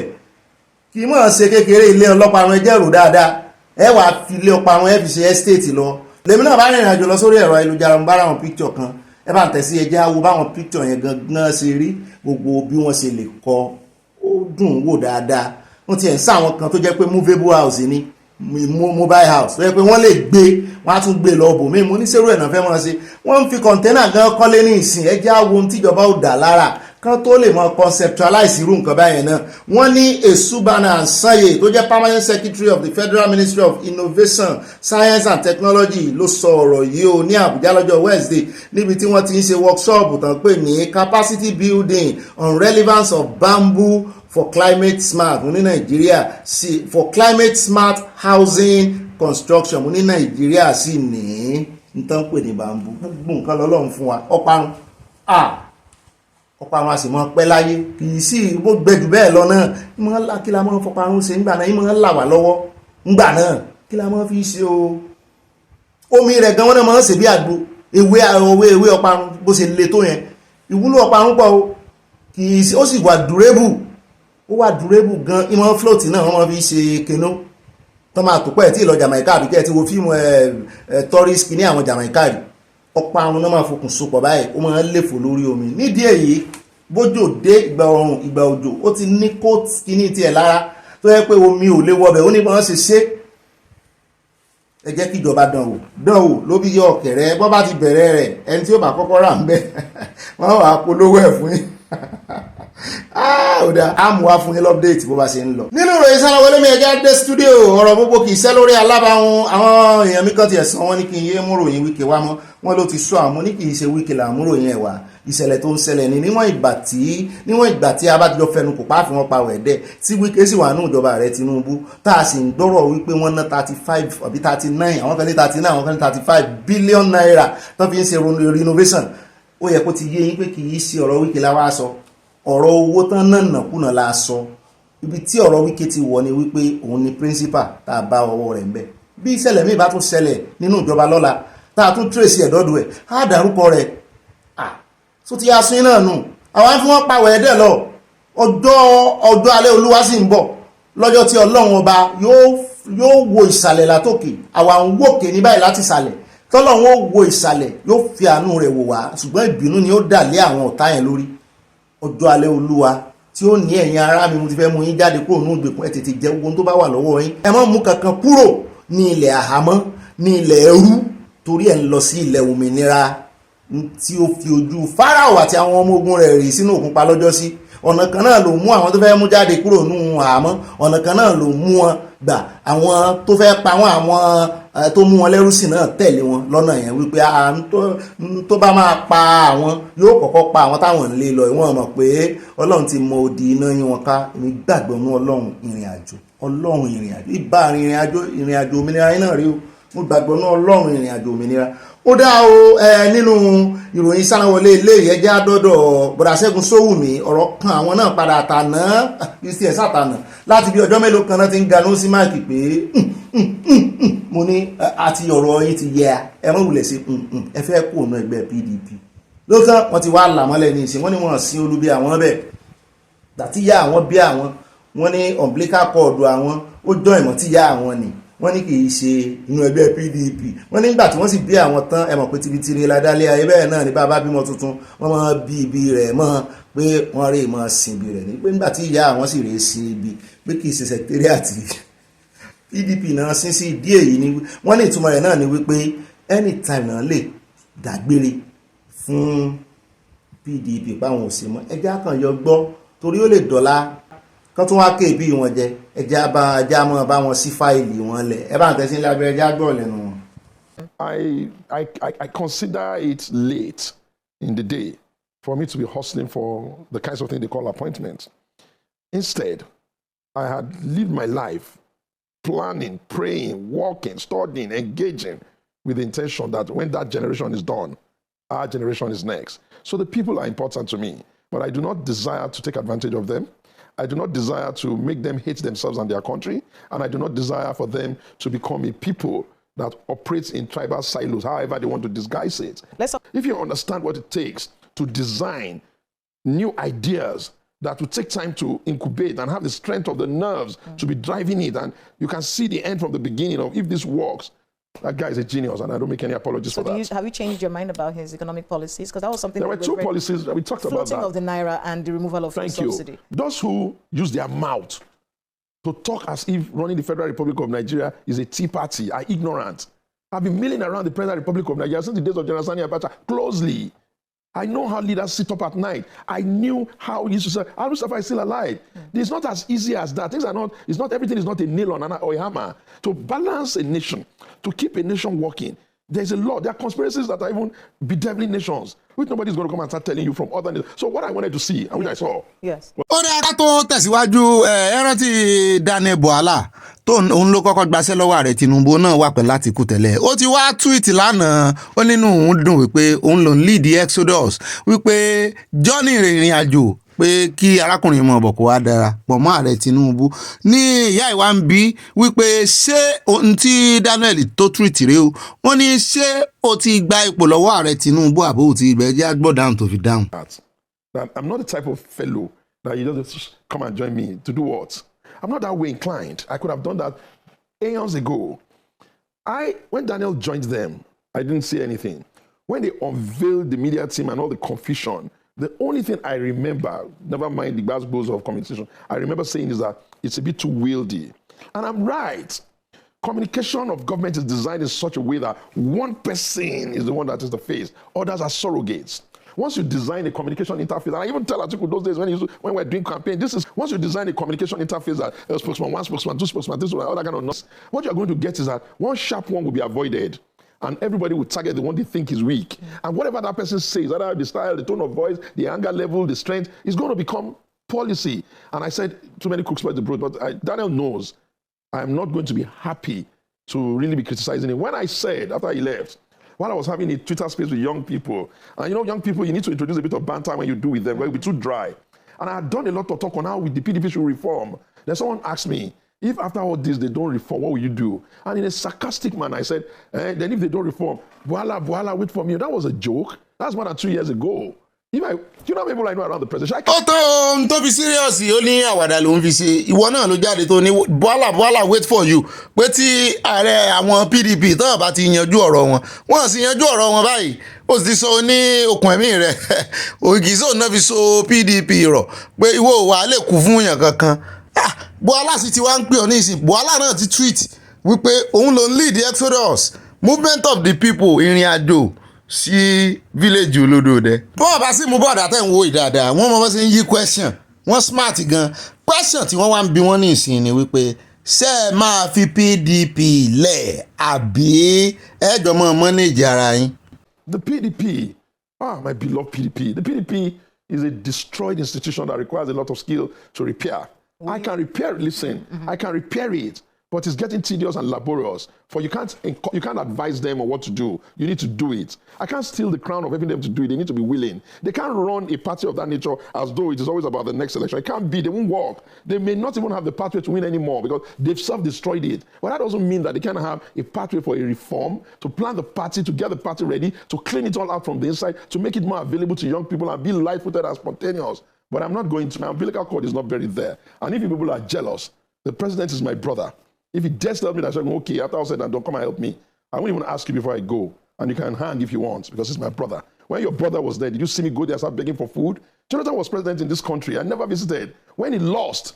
of blessed memory, his father, who was doing like the father of government, when he wanted to first throw him under the bus, all of them ran away. I used to come here. I became popular on channels because of that. In Madezeyam, kudos to where you are. I tolerate a lot of things you do because you would just be disturbing. Shagun go, nobody wants to go. Shagun go, nobody. I wasn't in government with them. I didn't do a contract to them. I didn't do anything. So, okay, my brother has been there. I've criticized him more than they can dare criticize their brother. And after 2 years, I go and visit him, and some small children are behaving like headless chicken. And I'm ṣé ẹ̀yin náà ń gbọ́ ọ̀rọ̀ gbéraga ni bọ̀dá ń sọ tí ń bá pàdé wọn ó sọkàn wọn lójú pé bọ̀dá ó ń jọ bí ẹni pé ní ìgbéraga díẹ̀ Tinubu, if he calls me to come and help him, help kí ni wọ́n pè yín ṣiṣẹ́ kẹ́ wá orílẹ̀-èdè lẹ lọ sìn bẹ́ẹ̀ kì í ṣe Tinubu lẹ lọ help. In fact ọ̀rọ̀ tẹ́ sọ yẹn gan ó ti fi hàn pé bẹ́ẹ̀ bá débẹ̀ ààrẹ Tinubu lẹ fẹ́ lọ ṣiṣẹ́ fún. Ààrẹ Tinubu tẹ̀sí fẹ́ lọ ṣiṣẹ́ fún yẹn náà òun ṣiṣẹ́ fún àwọn ọmọ Nàìjíríà ni torí ẹ̀ ló sì jẹ́ president. Ṣùgbọ́n yìí bẹ́ẹ̀ bá wá débẹ̀ ẹ wà kágídí borí ẹ wo tí Wike ń ṣe. Wike ò rí àwọn ọmọ Nàìjíríà, ọ̀gá rẹ̀ lórí. Kó sì yẹ orí bẹ́ẹ̀ ní kó mọ̀ rí ọ̀gá rẹ̀, ṣùgbọ́n ọ̀gá rẹ̀ gan-an ó lọ́gàá. Ọmọ Nàìjíríà lọ̀gá rẹ̀ Tinubu. Ọmọ Nàìjíríà ni ọmọ Nàìjíríà ní í ṣe ohun tó bá débẹ̀ nù. Gbogbo èmi lókàn rẹ̀ orí ọmọ Nàìjíríà ló ń ṣe é lé. Ẹ̀yìn àwa dé rẹ̀ ní no ẹgbọ́n tán sọ ẹ̀yìn náà ẹgbọ́n tí bọ̀dá ìsọ nípa ìkànnù àwọn tí ààrẹ Tinubu tán gbà ṣiṣẹ́ ìyẹn CBN governor. Wọ́n láàrẹ Tinubu ti pè é pé èmi mọ̀ ní president rẹ̀ ṣe báyìí ó ní rárá. Ààrẹ Tinubu sì ń wòran pé ó dáa o nítorí gbogbo bí ọ̀rọ̀ inflation ó sì rí ẹnu bọ̀dá Ṣẹ́gun náà láti gbọ́. Wọ́n ní ààrẹ bá ààrẹ Tinubu bá ní kẹ́ wá help àwọn irọ́ o. Ààrẹ Tinubu kọ́ lẹ fẹ́ lọ help tán bá fún yín ṣe o. Ọmọ Nàìjíríà lẹ fẹ́ lọ help mentality tẹ́ ẹ mọ́ gbé lọ sí Aso Rock tẹ́ ẹ fi mọ́ já ọmọ Nàìjíríà kulẹ̀ náà rè. Mentality yẹn ni gbogbo àwọn agbẹnusọ ààrẹ ni wọ́n ṣe rúbo mistake yẹn. Ààrẹ àní kẹ́ ẹ mọ́ wà lóyà sí ààrẹ yín, ṣùgbọ́n by extension ọmọ Nàìjíríà lọ̀gá yín kì í sáàrẹ. Àní kẹ́ ẹ mọ́ lọ gba ipò. Èmi ò tiẹ̀ rí pé kéèyàn wà ní ẹgbẹ́ òṣèlú kan torí pé kì í ṣe ẹgbẹ́ òṣèlú rẹ̀ ló wà lórí oyè ó wà ní lè bá ẹgbẹ́ òṣèlú tó wà ń bẹ́ ṣiṣẹ́. Èmi ò rí bẹ́ẹ̀, ṣùgbọ́n ẹgbẹ́ òṣèlú wọ́n ṣe ń practice politics Nàìjíríà ó lágbára gan. Irọ́ náà sì mọ́ pa lójú kámẹ́rà wọ́n mọ̀ ṣe bí ọ̀tá síra wọn, ṣùgbọ́n wọ́n bá dé inú ìyẹ̀wù wọ́n mọ̀ bọ́ ṣe ń bára wọn ṣe. Kò sí jà láàrin wọn o, àti PDP àtàtìkú àti ààrẹ wọ́n mọ̀ bọ́ ṣe ń pàdé ara wọn. Ó gbọ́ ọ̀rọ̀ tó ń sọ ó wà politically motivated. Àtìkú jáde ó sọ̀rọ̀ sáàrẹ Tinubu, kìnní kan jáde ó sọ̀rọ̀ sáàrẹ Tinubu. Political ni wọ́n mọ̀ bí wọ́n ti ń pàdé ara wọn tán fẹ́yìn. Àwọn ọmọ Nàìjíríà náà ń forí kó gbogbo skibọ̀ ọ̀bẹ̀ skibọ̀ rọ̀bì ọ̀rọ̀bọ̀ kíbọ̀ bí orin Pàṣọ. Ó dá owó ilé ìtàbí káde gbogbo abala sáná wọlé ńlẹ̀ lónìí náà ní ti arákùnrin kan tí wọ́n ti gbé Canada dáadáa ọmọ 52 years kan náà pé wọ́n wá sí Nàìjíríà bóyá ti wá padà wálé ni o bóyá wọ́n kàn wá sọlidé ni o bóyá wá ṣe tójúde ọba ní kankan ló ṣàgbìyàn wálé wọ́n ní nọ́bàárẹ̀ Ìfọ̀ expressway náà ká ìbá lé ọmú pé ẹ wá bọ̀lẹ̀ tí ń bọ̀ bọ̀lẹ̀ tí ń jábọ̀ wọ́n ní náà bá yọ ẹ̀sẹ̀ ti káyìn wọ́n mọ̀ yọ eyín kìíní mo ní sí ẹ̀sẹ̀ náà ń jà ní Canada ni wọ́n láwọn ọmọ náà bá dì wọ́n mú lọ́rọ̀ bá rí bóòlù lọ́wọ́ yàgò wọ́n sá mú wọn ojú wọn ti wá kábàáyì àwọn náà ti ń wulẹ̀ wọ́n ti dájọ́ fún wọn o. Ìjọba Èkó wọ́n ti fi wọ́n sí ẹ̀wọ̀n wípé ó wálé wá ṣẹ̀wọ̀n ni mo ní ará Canada ará àdúgbò Ègbò só wá yẹ kó o lọ lékìwọ náà rí mọ́ sí bí tọ́ọ̀gì bó bá tiẹ̀ wá ṣe tọ́ọ̀gì kó tó kó Nàìjíríà nígbà tó o sì ti pẹ́ ní Canada ṣé kò yẹ kó o tún wá kò yẹ kó o ti jogun omi. Lọ́rọ̀ kan wọ́n ní ìjọba ìpínlẹ̀ Èkó wọ́n ní wọ́n ti fi wọ́n sí ẹ̀wọ̀n ó ń jọ bí ẹni pé ẹ̀wọ̀n oṣù 3 náà fi wọ́n sí yẹn o torí wọ́n fọ́ ìkànnù àwọn òṣìṣẹ́ ìjọba ìpínlẹ̀ Èkó wọ́n fọ́ lẹ́nu. Lọ́rọ̀ kan wọ́n ní kán rèé gbatẹ́gùn nínú ẹ̀wọ̀n làwọn èèyàn wá ń sọ wọ́n ní wọ́n ṣe máa ń ṣe nìyẹn o tán bá dé Canada wọ́n á hùwà dáadáa Nàìjíríà àwọn tó máa ń sọ̀rọ̀ láti Canada irú kírú èmi wá lọlé ní ìsìn gbogbo ń tá a máa fi pàṣàmọ̀ fún àwọn tó wà Nàìjíríà pé ẹ má tẹ̀ lófin ẹ má sí báyìí kí n wá mọ́ wa mọ́tò kí mi náà wá rí ìmọ̀ jánu Nàìjíríà iná tàn bí mi dá kí n já ní Europe. Ọ̀pọ̀lọpọ̀ àwọn èèyàn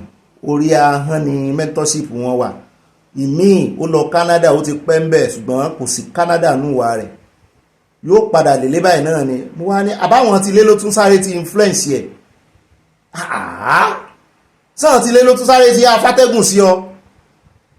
Lọ́rọ̀ kan àwọn èèyàn ti tẹnu àbùkù lù o nǹkan tí ẹ fi ṣe yẹ̀yẹ́ wọ́n ló wò sẹ́wọ̀n Canada tó wà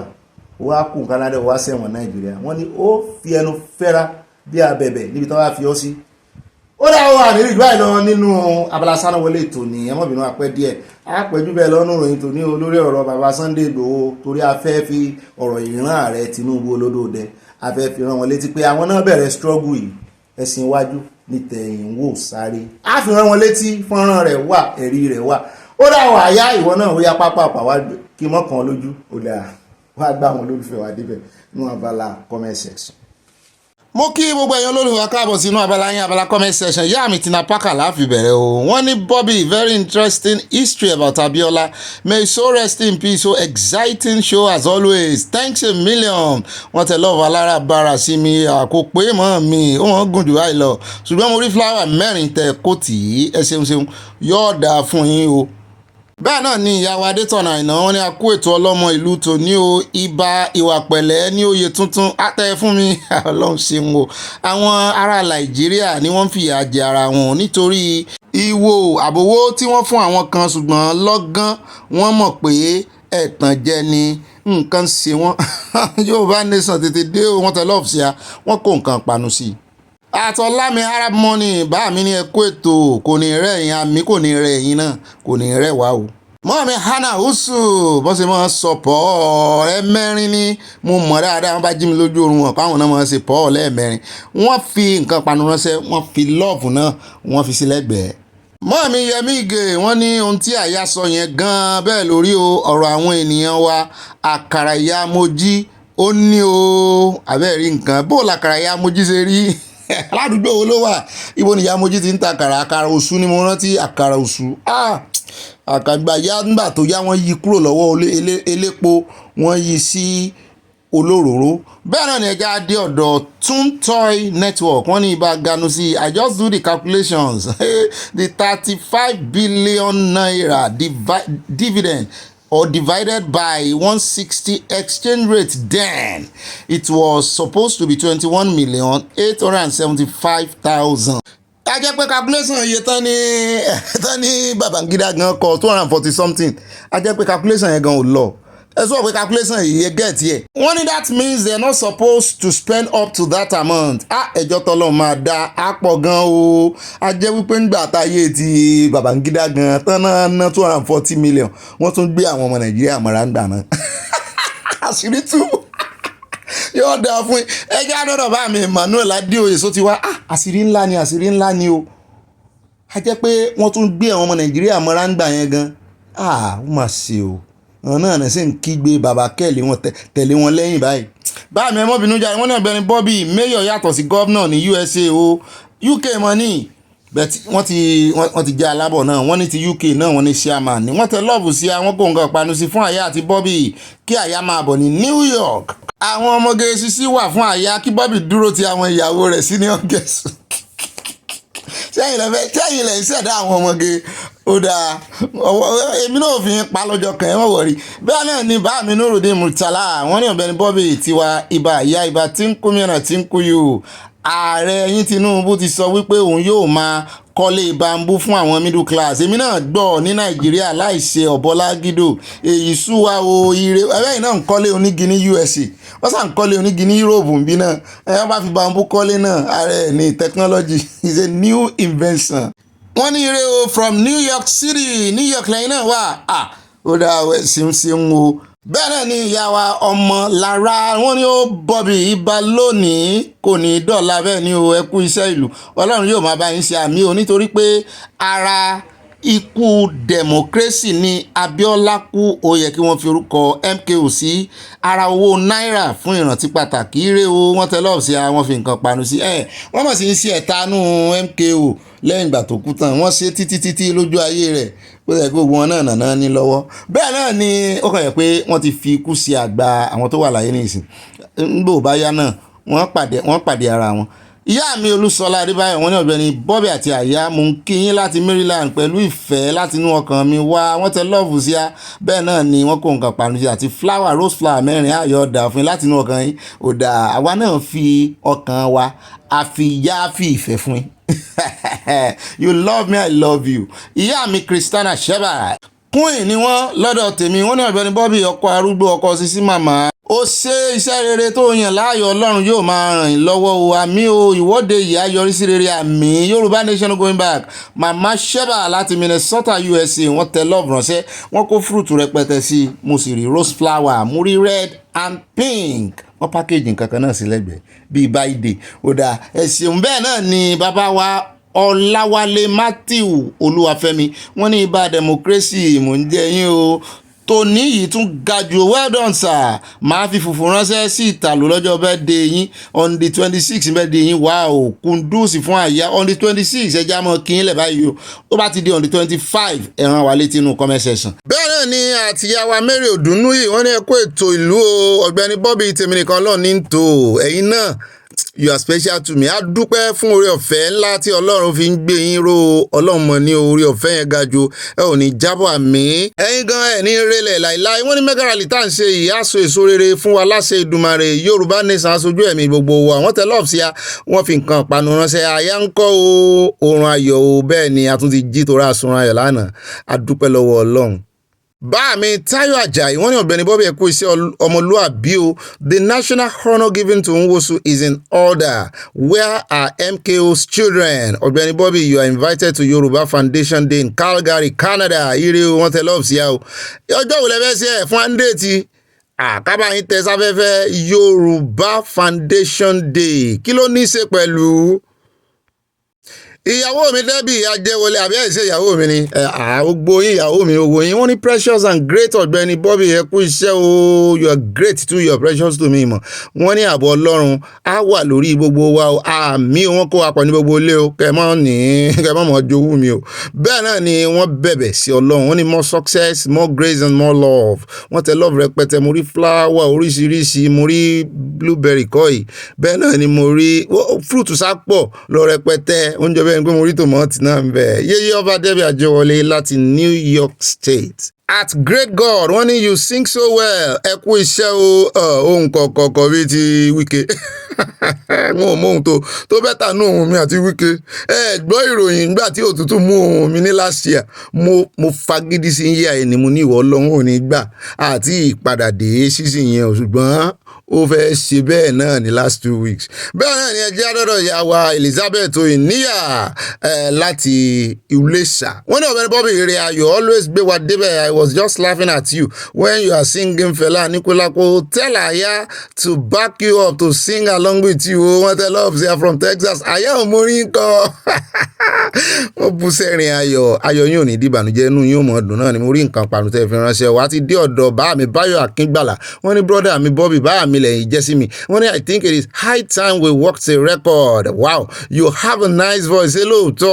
the ill-fated fly was unfortunate may they rest in peace amen Ogboju news sí ọmọlẹ̀ ń lò ganging up against Tinubu is a big joke he is a master strategist Yorùbá nation no going back wọ́n tẹ love sí a wọ́n kó nǹkan panu sí àníbí ìbá ṣe wípé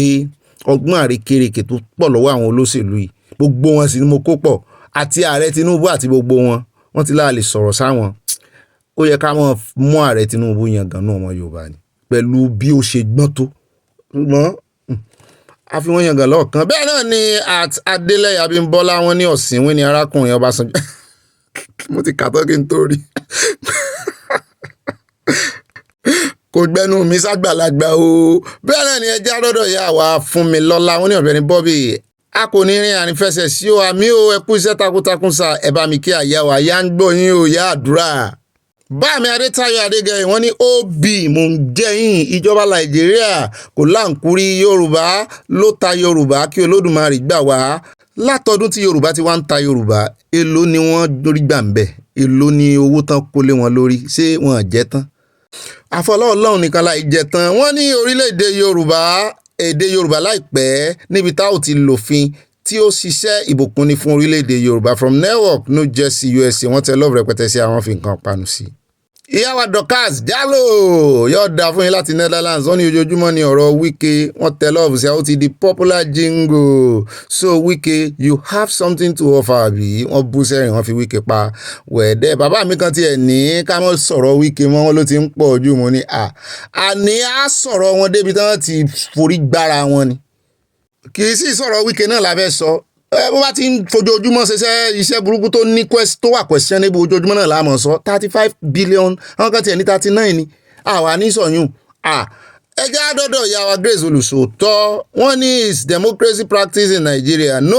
ẹ̀mẹ́ta náà so everything about Nigeria is by force and fake Ọbásanjọ́ will regret everything he has done no especially on we the real indigenous people of Yoruba nation no going back lóòótọ́ ni yóò jẹ́ ìyà iṣẹ́ ọwọ́ rẹ̀ àwọn kan ti believe wọ́n ní bàbá MKO náà wọ́n jẹ́ sí ọwọ́ wọn ni gbogbo wa lájẹ́ sí ọwọ́ wa Ọbásanjọ́ náà ó jẹ́ tiẹ̀ àmọ́ wo ẹni tí Ọlọ́run ó lò at Adétọ́lá Ìnà wọ́n ní ó Bobby ẹ̀ka lẹ́wọ̀ ẹ̀kú ètò mọ̀lẹ́bí tó ní Ọlọ́run á máa bá wa sí olórí ọ̀rọ̀ ẹbí MKO kò dájú pé Abiola àti ìyàwó wọn Simbi Art ló bí Kọ́lá nítorí pé kò fi ìwà jọ àwọn òbí rẹ̀ rárá nítorí ìyà àti ìdààmú lẹ́fẹ̀kọ́ tí ìdílé náà ń dojú kọ yìí ti pọ̀ jù ṣé ó fẹ́ gbé gbogbo owó náà lọ sọ́run ní àjogún Ifá Yorùbá nation tètè dé wọn tẹ lọ́ọ̀bù sí amúníṣe wípé ó kàn fojú jọ bàbá rẹ̀ ni kò fi wá jọ wọ́n. Bàbá wa tún tọ́ network wọ́n ti ṣàlàyé arákùnrin tó ní television one bus stop Ghana wọ́n ní ibà confam ẹ̀ don't mind the boy is just trying to create content the TV is placed at the Ghana police headquarters and mostly the police use the place when they are going to office or going to their various homes so àwọn ọlọ́pàá náà ṣe fún àwọn ọ̀lẹ́jì ṣùgbọ́n òótọ́ ọ̀rọ̀ wà nù tí arákùnrin yẹn sọ bọ́ ṣe fọlọ́pàá jù bẹ́ẹ̀ lọ ń bì àwọn tí ó fẹ́ jí wọ́n jí o. Ìyá wa Adésọlá Ọládèjì wọ́n nítorí pé ìkà ọ̀daràn ní ẹ̀yin tí ẹ̀ ń darí Nàìjíríà ẹni tó bá ṣe aburú gẹ́gẹ́ bí àwọn ọlọ́pàá ó yẹ kí ó jẹ ìyà iṣẹ́ ìlú burúkú orílẹ̀-èdè ìbànújẹ́ nígbà tí ò sí òdodo kò lè tò kí olúkálùkù máa lọ kí Tinubu má ṣe àṣìṣe láti má pín orílẹ̀-èdè yìí Yorùbá nation no going back àwọn tẹ lọ́ọ̀fù sí a mo bá yẹn reconstruct ẹ̀ ń bẹ̀rùn kò ní í ṣàṣìṣe rí wípé ẹ̀mí alálẹ̀ wọnú Tinubu láìpẹ́ mo ríran ni o. Ìyá wa Lára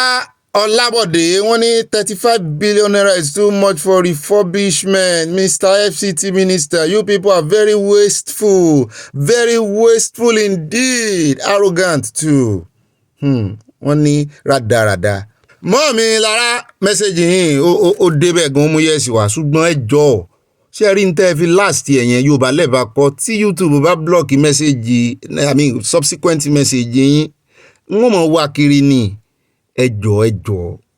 irú bẹ́ẹ̀ ṣe kọ́ ní ìsìn ẹ rí i pé mo ra block ẹ̀ ni ṣùgbọ́n inú fídíò tá à ń lò yìí ni ó ti block kò block níbi tẹ́ ẹ bá padà dé ibi tẹ́ ẹ ti kọ́ ó sì wà ń bẹ́ẹ̀ bóyá kẹ́ẹ̀rẹ̀ bá ń yan kẹ́ẹ̀rẹ̀ kan Yorùbá rádaràda ní kẹ́ẹ̀ fi sí torí YouTube mọ́ block àwọn messages tí wọ́n bá ti rírun nǹkan bẹ́ẹ̀ yẹn ni later bó message tẹ́ bá wá ń kọ lẹ́yìn ìgbà yẹn wọ́n máa hide ẹ̀ ni o ó lè mọ show lórí agbágbé ṣùgbọ́n kò ní show dọ́dọ̀ tèmi o irú ti yá wa Grace olùsọ̀tọ̀ báyìí gbogbo messages ọ̀pọ̀lọpọ̀ messages tán kọ lánàá òyìnbó tán kọ́ ń bẹ òyìnbó gbàǹkọ̀ ní irú eléyìí mo kàn rọra delete àwọn kan torí mi ò fẹ́ kí YouTube mọ́ hide kìíní ẹ mọ́ bá ń kọ́ Yorùbá Tinubu bá ti bí yín tẹ́ fẹ́ sọ n ò ní kẹ́ ẹ mọ́ sọ ṣùgbọ́n ẹ bá ń yí sí Yorùbá. Ẹ̀yà dọ́dọ̀ ọmọ mi Michael Junior wọ́n ní èmi ni Tóyìn ìyá Michael also known as Hallelujah láti Sùúrùlérè ibà gbọ́ má bí wọ́n àwọn nìkan náà máa pè mí bẹ́ẹ̀ mọ́ mi yọ̀dà fún mo káàánú fún àwọn tí bílẹ̀nì wọn já nítorí tí mo bá wọ inú bílẹ̀nì báyìí mi kì í gbádùn rárá ṣé ni mi kì í jẹun àdúrà ní títí mo máa fi bọ́ sílẹ̀ àwọn èèyàn yẹn náà gbàdúrà ohun ọlọ́run bẹ́ẹ̀ ni ó wu ọlọ́run bẹ́ẹ̀ lẹ́fẹ̀ẹ́ kọ́ kí ọlọ́run bá wa tẹ́ wọn sí afẹ́fẹ́ rere bẹ́ẹ̀ náà ni bàbá wa Kínyẹmí Òní wọ́n ní òbí gbogbo ilé ẹ kú ilé o wọ́n ní ẹ má dá àwọn olóṣèlú lóhùn wọ́n ń gbó bí ajá gbogbo àwọn olórí tó ń sọ̀rọ̀ ajá ní gbogbo wọn òpùrọ̀ ni wọ́n olè ni wọ́n àti Òbí àti Àtìkú àti Tinubu irọ́ ni gbogbo wọn ń pa ọlọ́run á mú wa délẹ̀ ìlérí wa Yorùbá nation la fẹ́ ká pàdé láyọ̀ Oni Akiyemi from Kansas City, USA. Mo ní ìfẹ́ ní Kansas. Ó dá ṣeun bàbá mi ọ̀dà fún ẹja dọ́dọ̀ bá mi. Emmanuel Adéoyè sọ ti wá wọ́n ti bá a sọ̀rọ̀ lẹ́ẹ̀kan wọ́n tún ganu sí máì wọ́n ní Ọ̀gbẹ́ni Bobby ibà giant of Africa. Ọbásanjọ́ kò lè fẹ́ràn Abiola nítorí ọ̀tẹ̀ tó pa àwọn méjèèjì pọ̀ nígbà ìdìbò 1979 àwọn méjèèjì wọ́n dìtẹ̀ lẹ́ Awólọ́wọ̀ ni. Ó ga ọ. Wọ́n torí wípé Awólọ́wọ̀ máa wádìí wọn fún iléeṣẹ́ ITT International Tif lọ́dọ̀ Fẹlá torí náà ni wọ́n ṣe pàmọ̀pọ̀ gbé ìjọba fún Ṣàgàrí bẹ́ẹ̀ ni ẹ wá wo ẹ mọ̀ jẹ́ sọmọ Ọlọ́run ti fi kú yanjú ẹ̀ wọ́n tẹ lọ́ọ̀fù sí ààrẹ náà ni wọ́n kó nǹkan panu ránṣẹ́ wọ́n ní fún gbogbo ilé àní mọ́ mi kan dìídì fi voice note ránṣẹ́ sí mi ni wọ́n ló ní kálukú ló ń jèrè sí ọwọ́ rẹ̀ jàre even gan lórí ìtọ̀rọ̀ Abiola mo ní ṣe lóòótọ́ wọn ní bẹ́ẹ̀ ni bẹ́ẹ̀ náà ni bàbá wa Ọládéwálé wọn ní Ọ̀gbẹ́ni Wike àlàyé ò kájọ ojú ló mọ ohun tó yónú 35 billion naira fún kí ni ǹjẹ́ ẹ̀yin ọ̀jẹ̀lú wọ̀nyí máa kúre báyìí rárá o wọ́n bá kúre wọn ní súnre ìyá mi ó palaiwe evangelist Olúbùnmi mọ̀mọ́ Jésù wọn ní kò kúkú sí àsọdùn ń bẹ́ o wọ́n ti mọ ibi tí Ìgbò ń lọ. At Ọmọ́táyọ̀ Akínúsì wọ́n ní ẹbọra kò wúlò fún ẹnìkankan inú gbélé ẹbọra ń gbé kò sì fẹ́ràn ẹnìkankan yóò bẹ̀rù rẹ̀ ń bodè ó lè ò ní gbé orin tí mọ̀mí wọn kọnù ó bẹ̀rù rẹ̀ ní bodè o tó bá ti ṣe tó dùn mọ́ mi tó bá ti kọrin yẹn fún ọgọ́rùn-ún kó ti ṣe tó dùn wọn nù ó bẹ̀rù rẹ̀ ní bodè ó lè ò ní gbé. Àfọláṣayé Ògúndèjì wọ́n ní Ọ̀gbẹ́ni Bobby ẹ kú ètò Ọlọ́run ní mọ̀ ń tò yóò máa bá wa sí ọ̀rọ̀ Beautiful Nubia dàbí àsọtẹ́lẹ̀ ṣùgbọ́n Ọlọ́run yóò ṣàánú fún wa orin ẹ̀ lákọ̀wọlé lánàá Yorùbá nation going back from Dallas, Texas wọ́n tẹ love rẹpẹtẹ sí ẹ o. At Mrs. C Power wọ́n ní oh my God I'm really sorry for these people that follow politicians I don't know what is worrying them they are suffering and they are still following them abẹ́rẹ́ rí a ní Fidel Castro ti sọ. Wọ́n ní tẹ́ ẹ bá fẹ́ mú àwọn mẹ̀kúnnù àwọn aráàlú tẹ́ ń fìyà jẹ tẹ́ ẹ bá tún fẹ́ mú wọn sọ́wọ́ ó ní ẹ ṣe wọ́n bí adìyẹ gólóbà ẹ tú ìyẹ́ lára wọn láì pa wọ́n ẹ mọ́ fọ̀bẹ sí wọn lọ́rùn ṣùgbọ́n ẹ tú gbogbo ìyẹ́ wọn bẹ́ẹ̀ bá ti tú gbogbo ìyẹ́ wọn tán ẹ rí òtútù ó mú wọn ẹ ti bọ́ wọn sí òwò nìyẹn tó bá dìgbà ooru ó mú wọn gan tó bá dìgbà òtútù yóò sì mú wọn ní ṣùgbọ́n ẹ fi wọ́n lẹ̀ o ẹ mọ́ sípẹ̀ sí wọn o ẹ kàn wá mọ́ yín àgbàdo kẹ́ mọ́ yín lẹ̀ tàbí ọkà bàbà dáwà ẹ mọ̀ dàlẹ́ ẹ rí wípé nínú òtútù wọn nínú òòtàn wà náà nínú bí yà ṣe ń jẹ wọn nínú suffering and smiling wọn tí bàbá wa Fẹlá fi kọrin lọ́jọ́ sí wọn tún máa gbá tẹ̀lé yín ní ti ń ṣẹlẹ̀ Nàìjíríà nù. Bẹ́ẹ̀ ni ẹja rọ́dọ̀ màámi wọ́n ní ibà dá gbogbo ọpẹ́ padà sọ́dọ̀ Ọlọ́run bẹ́ẹ̀ ni Ọlọ́run ló lọ́pẹ́ kò sẹ́ni tó lè bá dùn wọ́n ní Wike ní àrùn ọpọlọ sí lóòótọ́ sàtífíkẹ́ẹ̀tì ẹ̀dà Fùbárà náà sì sọ bẹ́ẹ̀ nítorí ẹ̀ ló ń ṣe lọ kọ́ àwọn hospital alárùn ọpọlọ sí àràǹdì ibi tó ti wá ìyẹn tí Wike ti wá wọ́n ní sẹ́ renovation of International Conference Center ní yostic tó justify Nigeria as the giant of Africa ẹ̀ mọ́ dá lóhùn àsọdùn rẹ̀ pọ̀ kò mọ tí ó sọ ni. Wọ́n ní ọrọ̀ ajé is battered as Nigeria is rated the poverty capital of the world. Bẹ́ẹ̀ ni Òbí máa ń sọ ṣùgbọ́n wọ́n ní Òbí ń parọ́ ni. Shame to them àyà kùndùsì àyà mo gbé kùndùsì tí wọ́n fi ránṣẹ́ sí ọ. Ẹ ṣeun mọ́ mi yóò dáa fún yín tí ó pọ̀ rẹpẹtẹ. Ó dẹ̀ já lọ́dọ̀ bàbá wa Ìṣọ́ Adé Lẹ́gùn díẹ̀ 5 lines la ní ká mọ̀ ọkọ̀ ó dẹ̀ já òbóyá àkàtán. Wọ́n ní this guy Wike is always on golos. He doesn't have bit of wisdom in him. Just open his that stinking mouth and talk. That's the kind of politician we have in Nigeria. Very arrogant and corrupt officers rehabilitate the building of 200 million with 35 billion naira. Very useless leaders. Ó tún jáde wá sọ until Nigeria get up and face them. Thug and thieves called leaders ẹ bá ń ká àyà mò ń gbádùn gbogbo ẹ̀físì wọn ó dáa wọ́n fi nǹkan panu ránṣẹ́ torí ẹ̀físì bẹ́ẹ̀ náà ni wọ́n fi love ránṣẹ́ nítorí ẹ̀físì tá àyà ń fún wọn ó dẹ̀ já dọ́dọ̀ mọ́ mi Tóyìn Adéoyè wọ́n ní ẹ kú òpin ọ̀sẹ̀ yìí o happy weekend to you Ọ̀gbẹ́ni Bobby àti àyà happy Father's Day to all fathers on this platform so ní Father Day àwọn father gan àrántí ó máa ṣe o wọ́n tẹ love sí àwọn wọ́n fi nǹkan panu ránṣẹ́. lecturer mi mọ́ mi ẹ̀gbọ́n mi Fatima Abubakar wọ́n ní ẹ̀ka alẹ́sà Bobby ibà yànnànà well done nu wọ́n tó ń bọ̀ wọ́n ní yóò dára fún yín àṣẹ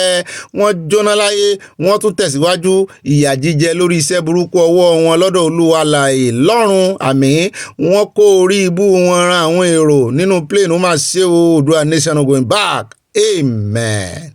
Ìyàwó Grace olùṣòótọ́ ẹ̀túndẹ́bùrú mi ń bì wọ́n ní my Bobby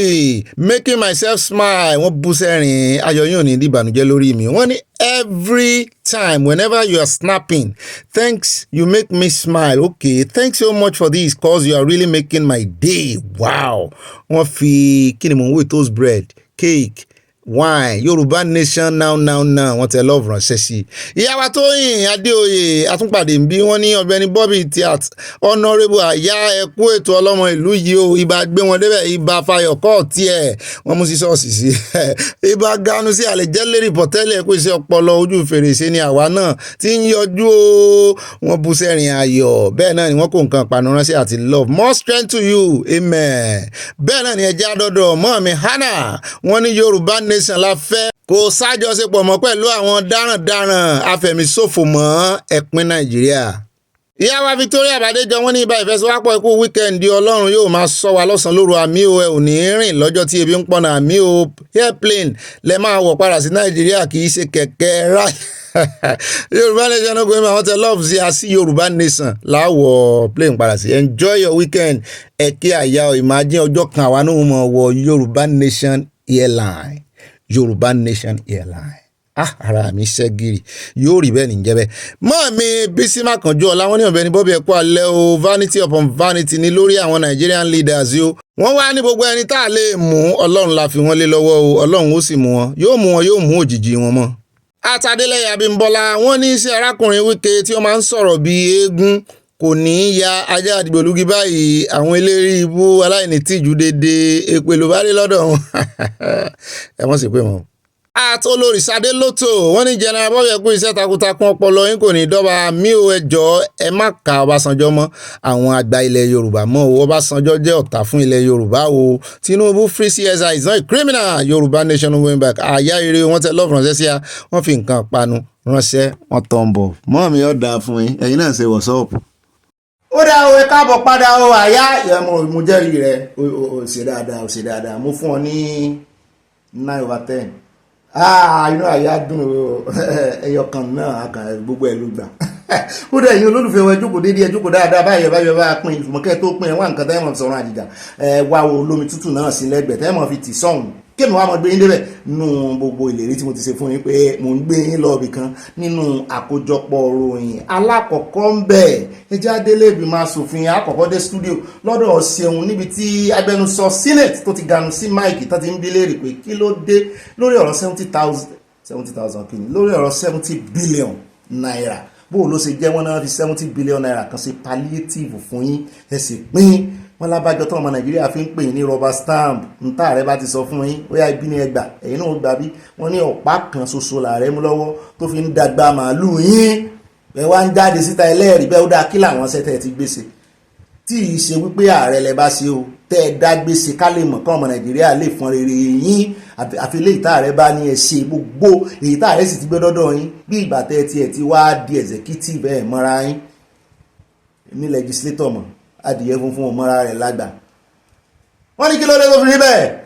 àti wípé gbogbo owó tẹ̀ ń gbà bó lẹ ṣe ń ná gan táwọn ará constituency yín ò ṣe mọ nǹkan kan àwọn méjìlá ń gbé bọ́ oní sísẹ̀ntẹ̀lé ẹ kọ́kọ́ máa ń ga ti agbẹnusọ àwọn senate síná káàbọ̀ gbogbo àlàyé tán ṣe pẹ̀lú Ṣeun bẹ́ẹ̀ náà ni wọ́n sọ̀rọ̀ nípa àwọn owó òkómọ tán mọ́ fún àwọn ará constituency àwọn mo ní àwọn tó yẹ kẹ́ ẹ ṣe project fún torí ẹ̀yin Yorùbá fi mọ́ sọ wípé mọ́ fún mi lẹ́jà jẹ kọ́ mi bọ́n ṣe ń pẹja bẹ́ẹ̀ bá fẹ́lẹ̀ lówó òkómọ orí ìkómọ ẹ fún tọ́ọ̀mù lówó òkómọ òun ẹni tí ò bá níṣẹ́ lọ́wọ́ tó àbí ẹ ń bá níṣẹ́ lọ́wọ́ ò ní wá tọrọ owó òkómọ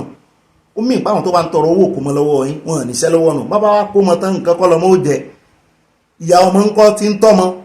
kò ní í jẹun kó òyìn mọ́ bá a kọ tọmọ bá mú yóò gbẹ kan yóò gbẹ kegun mo ní àwọn ará bí ò mọ nǹkan kan ẹ dá wọn lókòwò ẹ empower ẹ bá ń tẹ̀ sí ilé agbára. We say we call 1 year. And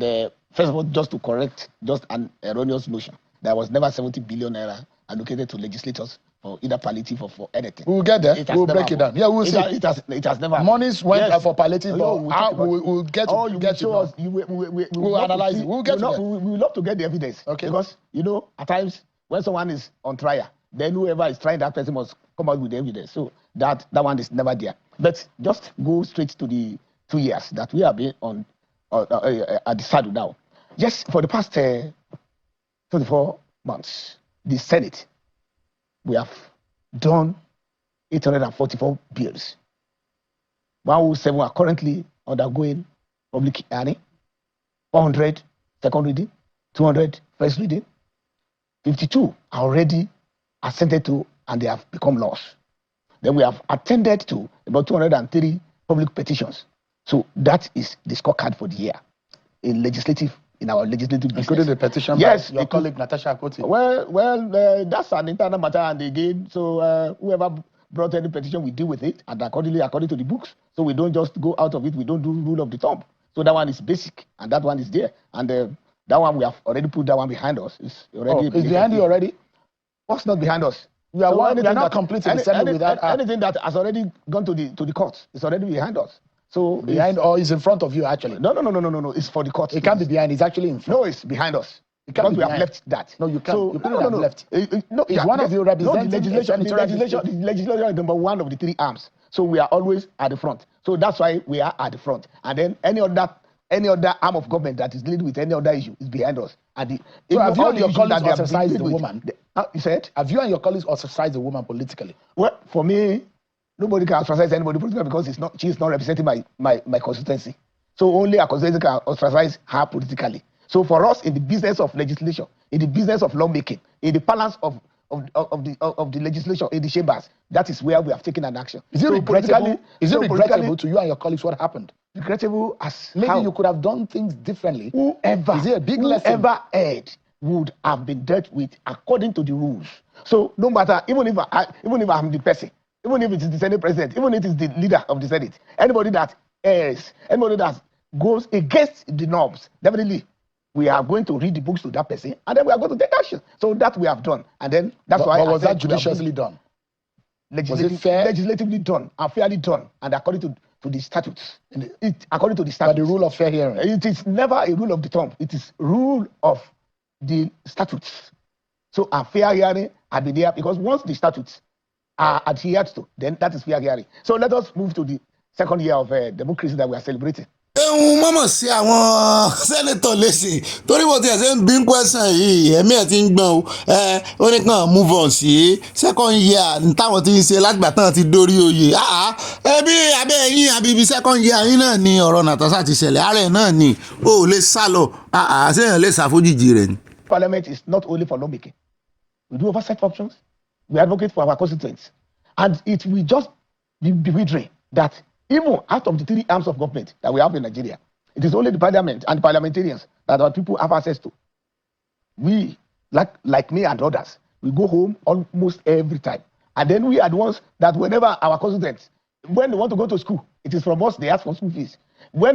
they have given birth to a new baby, it's from us, they ask for baby ceremony funds. When they are building a new house, it is from us, they ask for assistance. So then, if the parliament is not there, who do you expect our constituents to run to? So what we do in the parliament is not only just to sit down in the plenary and make laws alone. And even when we make laws, we even follow it up. And then making laws at times, the crucible of making law is not a tea party matter. There are laws that span over weeks. Ó náà lẹ ti gbọ́ lẹ́nu rẹ̀ yẹn o wípé àwọn ṣèkómọ fáwọn tó fẹ́ ṣèkómọ àwọn tó fẹ́ lọ school wọ́n ní ṣé n tí wọ́n ní kẹrì mọ́ ṣẹnu òfin náà ní ẹ ṣe wọ́n sì vote owó fún yín fún constituency yín pé kẹ́ fi ṣe project nìyẹn tó bá wá bí fún ìrànlọ́wọ́ ní constituency yín ṣé bó àpò yín lẹ́ẹ̀ tí mowó ẹ̀ mọ́ ẹ̀ tẹ́ ń gbà personally ni owó personal ẹ̀ fún wọn ẹ̀ ní fún wọn lówó constituency. Gbogbo constituency gbogbo èèyàn ló wà fún gbogbo constituency yín ló wà fún kì í ṣe fún ìkómọ èèyàn kan wọ́n wá ń bi wọ́n wípé ṣé part-time bí ọmọ Nàìjíríà ti ní kan fi yín sí part-time kó ní kálukú yín rè wáṣẹ́ kan demonetize legislation ìṣèjọba wa ní ẹ̀yìn làwọn èèyàn ní access ju ẹgbẹ́ èèyàn mi ọdún wọn lẹ ti rí àwọn tẹ́ ẹ dìbò fún àwọn senator yín àwọn house of rep yín sọmọ wá sádùúgbò jẹ́ agbọ́n tó fi dáhùn. Legislator can it now are you like that we are in Abuja Is it the National Assembly that is giving us housing? Is it the National Assembly that is even employing domestic staff for us? You are here on your own. We are here on our own. You get allowances. No, Senator. we don't get allowances for drivers. You get allowances for housing. Senator. We don't. You get newspapers even, allowances. No, the allowances we get for housing are always deducted from our salaries. They give it once in 4 years, and then they deduct it every month. They deduct it every month. But yet you are one of the most expensively run National Assembly in the world. That is not my own estimation. No. It's a verifiable data. It's not. You are one of the most lawmakers in the world. Go to EU Parliament and now just bring out. You and your colleagues. Each of the senators earn more than a professor in the university. No. Than a professor at the university. Yes, look, let me ask you a question from you. Look, it's as if you say a local government chairman has more than a classroom teacher of a primary school. It's as if you are saying that one. Because the problem that we're having in Nigeria is that the National Assembly is the soft target of every critic. Anybody wants to criticize either socially or politically, the National Assembly is the soft target. That's why all eyes are on the National Assembly. And then we know that that's how it should be. It's a soft target because you're supposed to be. In the democracy, just a moment, Senator. You're supposed to be. Supposed to be the conscience of the You're being criticized some time ago that why will you be buying luxury vehicles when your constituents are suffering? Poverty rate is very high. Now, the question we raised then was this: no legislator was given a vehicle to take home. You mean you don't have an official vehicle? No, to take home. Do you have an official vehicle? There's only one vehicle for me to run committee matter, oversight matter, and everything. And that vehicle is not even registered in my name. And it's not registered in my name. Over 140 million naira, Senator. You are the one who is talking about. We've done the cost estimation. No, for me. And we've spoken to some of the contractors who did the job for the National Assembly. It's not our vehicle. The question here is about equity, Senator. That if the people you represent represented are living in abject poverty, and you are living in opulence and luxury, no. Does it reflect the morality of your office? If only one vehicle is allocated for both legislative and all other oversight functions, only one, and you cannot tell me that in the government and a vehicle will not be allocated for any senior official, like a minister. Not less than 2 or 3 or 4 vehicles were allocated for a minister to use as you oversight. We should blame you for that. If you are just a moment, Senator, you cannot blame us for that. No, you know why you cannot blame us? No, do you know why you cannot blame us for that? Because there are needs for those utility vehicles. There are needs for them. There are really needs for them. You won't expect a minister that has directors, that has assistants, that has consultants, now to rely on only one vehicle. So there are needs for it. Likewise, a senator, there are needs for it. And then the senator does not even have a vehicle on his own that is bought officially for him. So when you are living, if you like, when they are boarding the vehicle, if you like, you can pay for it. All right, Senator, if you like, you will live it. Let me take you to critical national issues. Yes. Because the essence of you and your colleagues is a privilege. That you are not the smartest person in your senatorial district. Yes, any other person could have gotten available. So the question is, the privilege does not come easy. The privilege is not dashed. Let me put the question. No. Let me put the question. The privilege is not dashed. Yeah. You make yourself available. Absolutely. You yourself forward. So now the question, where you pull yourself forward, then your cousin will evaluate you. Senator. So if you are worth it, that is when they can now bring you forward. Senator. So the privilege. Sẹ́yìn gbọ́ ẹ̀wọ̀n bá ṣe wọ́n ríra wọn you are qualified. Ṣé wọ́n nìkan ló qualify ní gbogbo senatorial district yẹ àbí constituency yẹ? Àìmọye àwọn tó brilliant jù ọ lọ. Àìmọye àwọn tó yẹ wípé tán bá dórí oyè ní tán máa ṣe. Àtúrò ẹ̀ náà ṣe fẹ́ fúnru Natasha láàyè òun náà sì ní ṣe ń fi bẹ̀rẹ̀. Ẹ jẹ́ àmọ́ nìṣó, ẹ jẹ́ àgbọ̀n tán sọ lọ, ó ń dùn mọ́ mi, mo ti fẹ́ kó lórí ẹ̀ tẹ́lẹ̀. Ṣàdédé ni ṣe ń béèrè wípé kí ló dé tán ń pè wọ́n ní rubber stamp, pé orúkọ kejì tán ń pè wọ́n nìyẹn o Senate, also known as rubber stamp. Ẹ jẹ́ àgbọ̀ ìdáhùn tó fi dáhùn ká tó lọ sọ́dọ̀ ẹnì kejì rẹ̀. Perceive this 10th assembly as a rubber stamp of the executive. As a rubber stamp. Recent perception. Let me tell you something. When you talk of rubber stamp, I always ask a question. There are 3 issues involved. 1, I'm from APC. I campaigned with a manifesto under a party. When I was contesting, my name was not shown on the ballot. It is the name of my party and the logo of my party. Now, with that, my party now, winning the central government,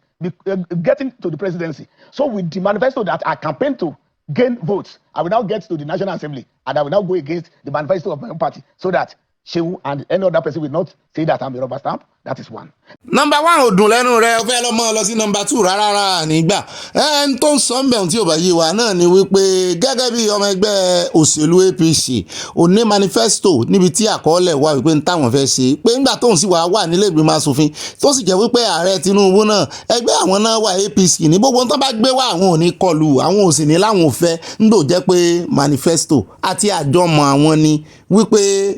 tẹgbẹ́ àwọn làwọn ó ṣe. Mo wá ń wò pé ṣé wọ́n ti gbé ẹgbẹ́ ga ju àwọn èèyàn tó fi wọ́n sípò lọ ni. Bẹ́gbẹ́ yín bá lẹ́ ṣe nǹkan báyìí táwọn aráàlú bá láwọn ò fẹ́ ìtumọ̀ ẹ̀ náà ni wípé tẹgbẹ́ yẹn lẹ máa ṣe o. Ẹgbẹ́ ni wọ́n lọ sáàfù ń bẹ̀ àti ààrẹ ẹni tó jẹ́ olórí ẹgbẹ́ wọn ààrẹ ni automatically òun ni leader ẹgbẹ́ wọn yàtọ̀ sí chairman Ganduje. Ìtumọ̀ ẹ̀ náà ni wípé àwọn ò rí sáàfù èèyàn ọmọ Nàìjíríà tẹ fà wọ́n sípò o. Àwọn tó sì yàn wọ́n sípò ọ̀pọ̀lọpọ̀ wọn ẹ̀ sọmọ ẹgbẹ́ APC ṣùgbọ́n APC lọ sáàbù ń bẹ̀. Ṣé ẹ ti rí ibi tẹ́ ẹ há sí gbogbo ẹ̀yin ọmọ Nàìjíríà? Ní báyìí ẹ jẹ́ á lọ sí ọ̀dọ̀ ẹnìkejì rẹ̀ sẹ́nítọ̀ lòun náà àgbà ọ̀jẹ̀ lòun náà ní ilé ìgbìmọ̀ asòfin ó ti ẹ̀jẹ̀ pé Kogi lòun ti wá ara àwọn tí wọ́n yàkàyàkà Nàtàsá rèé tí Nàtàsá náà ò sì gbà fún wọn. Náà wọ́n béèrè lọ́wọ́ wọn wípé kí ni ìlọsíwájú kí ni gbogbo tẹ́ ti achieve kí l'achievement yín ẹ jẹ́ á gbọ́ ohun tó sọ. You see, politics is a race, and it's a game for those that are ready for it. It is not the responsibility of President Bola Ahmed Tinubu to organize other parties. If other parties are disorganized, so is that his business? No. If they are disorganized, then they are not ready to govern Nigeria. And when you talk of a one-party state, my dear, our constitution is very clear in Section 14. Freedom of speech, freedom of association. So if you like, freedom of expression, you can go and join up with a party that is thinking. Section 39. Yes. Freedom of association, freedom of speech. If you like, you go and join up with some group of people that are disorganized, and you continue to sync with them. Okay, sir. But Senator, if you like, you can follow somebody that knows the road. Okay, Senator, my question. Those other parties, they have their right to remain in the party. You know, they're also trying to form coalition against the government of Tinubu so that they can take power from him. So if they are trying to bring themselves together and others are trying to join APC, what has President Tinubu done wrongly? Is it? Nothing. He's trying to strengthen APC. Ó ń jọ bí ẹni pé alágídí ń gbogbo wọn o bẹ́ẹ̀ náà ni pátì wọn nìkan kò sí tó kàn pẹ̀lú ọmọ Nàìjíríà ní tí wọ́n ń bi arákùnrin ní wípé ǹjẹ́ òótọ́ ǹjọ́ yẹ tó jẹ́ pé lọ́jọ́ democracy gbogbo ọmọ Nàìjíríà kì í ṣe ọjọ́ democracy pátì yín o kì í ṣe APC ní í ṣe democracy o gbogbo ọmọ Nàìjíríà àtẹ̀ntó ní pátì àtẹ̀ntó tí ò ní àtẹ̀ntó wà ní pátì míì sí ọjọ́ yẹn ló yẹ káàrẹ̀ Tinubu máa sọ̀rọ̀ pátì míì opposition kẹ wá mọ yàkàyàkà àwọn pé inú yín dùn bí ayé àwọn pátì kan ṣe ń bàjẹ́ kì í ṣe party day là ń ṣe democracy day náà pé. He's trying to turn Nigeria to a one-party state, but he said no, that he's a Democrat. He's not turning Nigeria to a one-party state, but not turning to Nigeria to a one-party state doesn't mean that he will start organizing those other parties for them. No. Okay. Ìbéèrè tí Rufai wá ń bi bàbá yìí ni wípé wọ́n ní Peter Obi sọ̀rọ̀ kan láìpẹ́ yìí wípé ó ní ààrẹ Tinubu pé wọ́n ti lọ káàkiri fún bí ìgbà 30 náà ti lọ sí ìrìn àjò ilẹ̀ òkèèrè 30 times pé wọ́n sì ti lò 150 days. How many days gan ló wà nù year? 365 wọ́n ní wọ́n ti lò 50 days láti gbà tán ti dórí oyè. Ó wá sọ wọ́n ní kò ní gbà wọ́n ju wákàtí mélòó kan lọ láti rìn káàkiri gbogbo Nàìjíríà pé kí ló dé tí wọ́n tán rìn já gbogbo Nàìjíríà tó jẹ́ pé lóòkèrè náà ń lọ. Bẹ́ẹ̀ náà ni lórí ọ̀rọ̀ ajé compare and contrast Peter Obi sọ̀rọ̀ gan wípé GDP ó ti fàyà wọlé ó ti ṣubú dànù bẹ́ẹ̀ náà ni náírà náà ń bàjẹ́ lójoojúmọ́ ẹ ṣàgbọ́n tí Wike náà fi dá àwọn ọmọ Nàìjíríà lóhùn pé 30-something billion naira tẹ́ ná sórí refurbishment of the ICC center wípé kò mú ọgbọ́n dání rárá. Ó ní Rufai sọjá wá gbọ́ bí wọ́n ṣe dá nǹkan tó kó lọ́dọ̀ wọn àfẹ́pẹ́. You see, those figures which you gave from Peter Obi, I doubt those figures, but just to tell you something. Do you have your own figures that you want to give to counter? Do you have your own figures that you want to give to counter if you doubt that of Peter Obi? Can you listen to? Go ahead. Can you listen to me, please? When the president took over, he inherited an economy in a very bad state. Let me remind you, we got to a situation that we were using ways and means, printing Naira to sustain the economy. That was the situation that Nigeria was when President Tinubu took over. We couldn't provide for ourselves. We couldn't provide to run our economy. We had to be printing Naira. But when he came to power, he stopped. He took drastic decision. We talk of the first subsidy thing that was removed, talk of the exchange rate that was turned to a singular exchange rate. Those decisions affected our economy. It affected our Nigerians, that the cost of living increased, and Nigerians are not finding it easy. We acknowledge that. But this same government, they have taken decisions that will turn the economy around. At the end of the day, we are going to benefit from it. I want to tell you that, contrary to what you just said, our economy is improving gradually. Things are getting better. Even before he took over, most of our industries are not working. But you said he's traveling about. The president traveled about frequently to attract foreign direct investment to the country, and it's beginning to yield result. Peter Obi can be saying a lot. He's talking politics. We are not talking politics with Nigeria. Okay, sir. President Tinubu is governing Nigeria. 4%. Can you give us your own figures to controvert most of those figures and his numbers of 18.3 million Nigerian children out of school? Can you give us your own figures? He said the numbers he quoted is wrong, so we just want to get your own figures. Excuse me. I'm not going to start talking to you theoretically about numbers. I'm going to talk about the effects of President Tinubu's action decisions on our economy, on on Nigerian people, on our constituents. The figures is quoting, if you want us to be talking about figures, for the Federal Ministry of Finance is there to give you the exact figures. But you said it's wrong, so give us your own figures. You said it's wrong. Excuse me. You said it's wrong. Give us your figures. Excuse me. I am telling you. Hello. I'm telling you that Peter Obi can be talking about figures, talking about GDP, talking about all those things. I'm not going to come here and be talking about all that. I'm going to talk about the impact of President Tinubu's actions on the economy, on our people. And I know that Nigeria is getting better. So you can be running all over the place and be quoting figures, preparing for election. We are governing and we know Nigeria is getting better. And Nigeria, they are understanding why President Tinubu took those decisions in the first place. And Nigeria economy is getting better. So I'm not going to be But you said his figures were wrong. And since you cannot give us figures back, I will allow Dr. Abati move on. Well, you said the figures were wrong. I just had to prove that fact. So you have to prove it. Go ahead, Dr. Excuse Abati. me. If you want to know figures, Federal Ministry of Finance is there to give us figures. The actual figures. Okay. Thank you. Let's bring Senator Zam into the conversation. Ó ká gidi borí bí ẹ̀rọ lọ́ta àwọn ọmọ fígọ̀ àwọn ọmọ nǹkan kan kí lẹ wá ń oversee kí lẹ ń oversee ṣé bí Ministry of Finance ń wá sọ́dọ̀ yín ṣé bí kẹ́ tó buwọ́lù nǹkan kan ẹbọ́dọ̀ yín náà ń bọ̀ ẹ wà prepared àwọn tó ń governing ẹ sáà ń ká gidi borí the economy is turning round, it's bending the corner. Ẹ̀yin gan wọ́n ṣe ọmọ Nàìjíríà àwọn tó yẹ fi so lórí yín rè wọ́n ọmọ fígọ̀ yín wọ́n ọmọ yé yín gan abati ọ̀dà fún ó yà yẹ okò ń bọ̀ ọmọ yẹrí ẹ okò ń bọ̀ o àráyè tí àwọn yòókù ẹja kù ń bẹ àti pẹ́jù lọ́dọ̀ wọn ajá mú nǹkan mi ṣe báàbá lẹ́yìn bá pẹ́jù lórí míkímí yẹ́síkẹ́sí amọ̀kùn yàn. ó náà lẹ́ti gbọ́ yẹn o sí atótónu agbẹnusọ senate só tẹ̀yìn lọ́rùn sọ dáadáa ó dá eléyìí láti fi wá bọ́ọ̀dì sí ọ̀dọ̀ fámìlì Abiola àti gbogbo ohun tó ní í ṣe pẹ̀lú Abiola torí à ń gbọ́ wọ́n ní ẹbí Abiola ganu sí Mike wọ́n sọ̀rọ̀ sókè wọ́n ní kán tan máìkì fáwọn bẹ́ẹ̀ náà ni wọ́n tan amplifier tí wípé wọ́n ní àwọn gbọ́ wípé ìjọba Nàìjíríà jẹ bàbá àwọn lówó pé lẹ́nu ọjọ́ mẹ́ta àwọn sì ń fọhùn àwọn ń gbóhùn sókè wípé kò sówó lọ́wọ́ àwọn kò sí cash ẹ fáwọn ní cash irú owó tẹ́ ẹ jẹ bàbá àwọn yìí ẹ dá padà fáwọn 45 billion naira kì í sọmọdé owó agbọ́pẹ́ fi 35 àbí 39 ní billion naira kan ẹ fi tún ilé ṣe ẹ bá wá fi tún ẹbí àwọn ṣe yóò tẹ́ àwọn lọ́rùn sí àwọn òníyè lójú yín ju international conference center tẹ́ lọ kọ́ tẹ́ lọ ná àdúró owó yẹn lé lórí ni Wike náà sì jáde lánàá ń ṣe atótónu ṣùgbọ́n àwọn èèyàn ní omi ìsanwó ni wọ́n ní ẹ̀dá atótónu rẹ̀ nù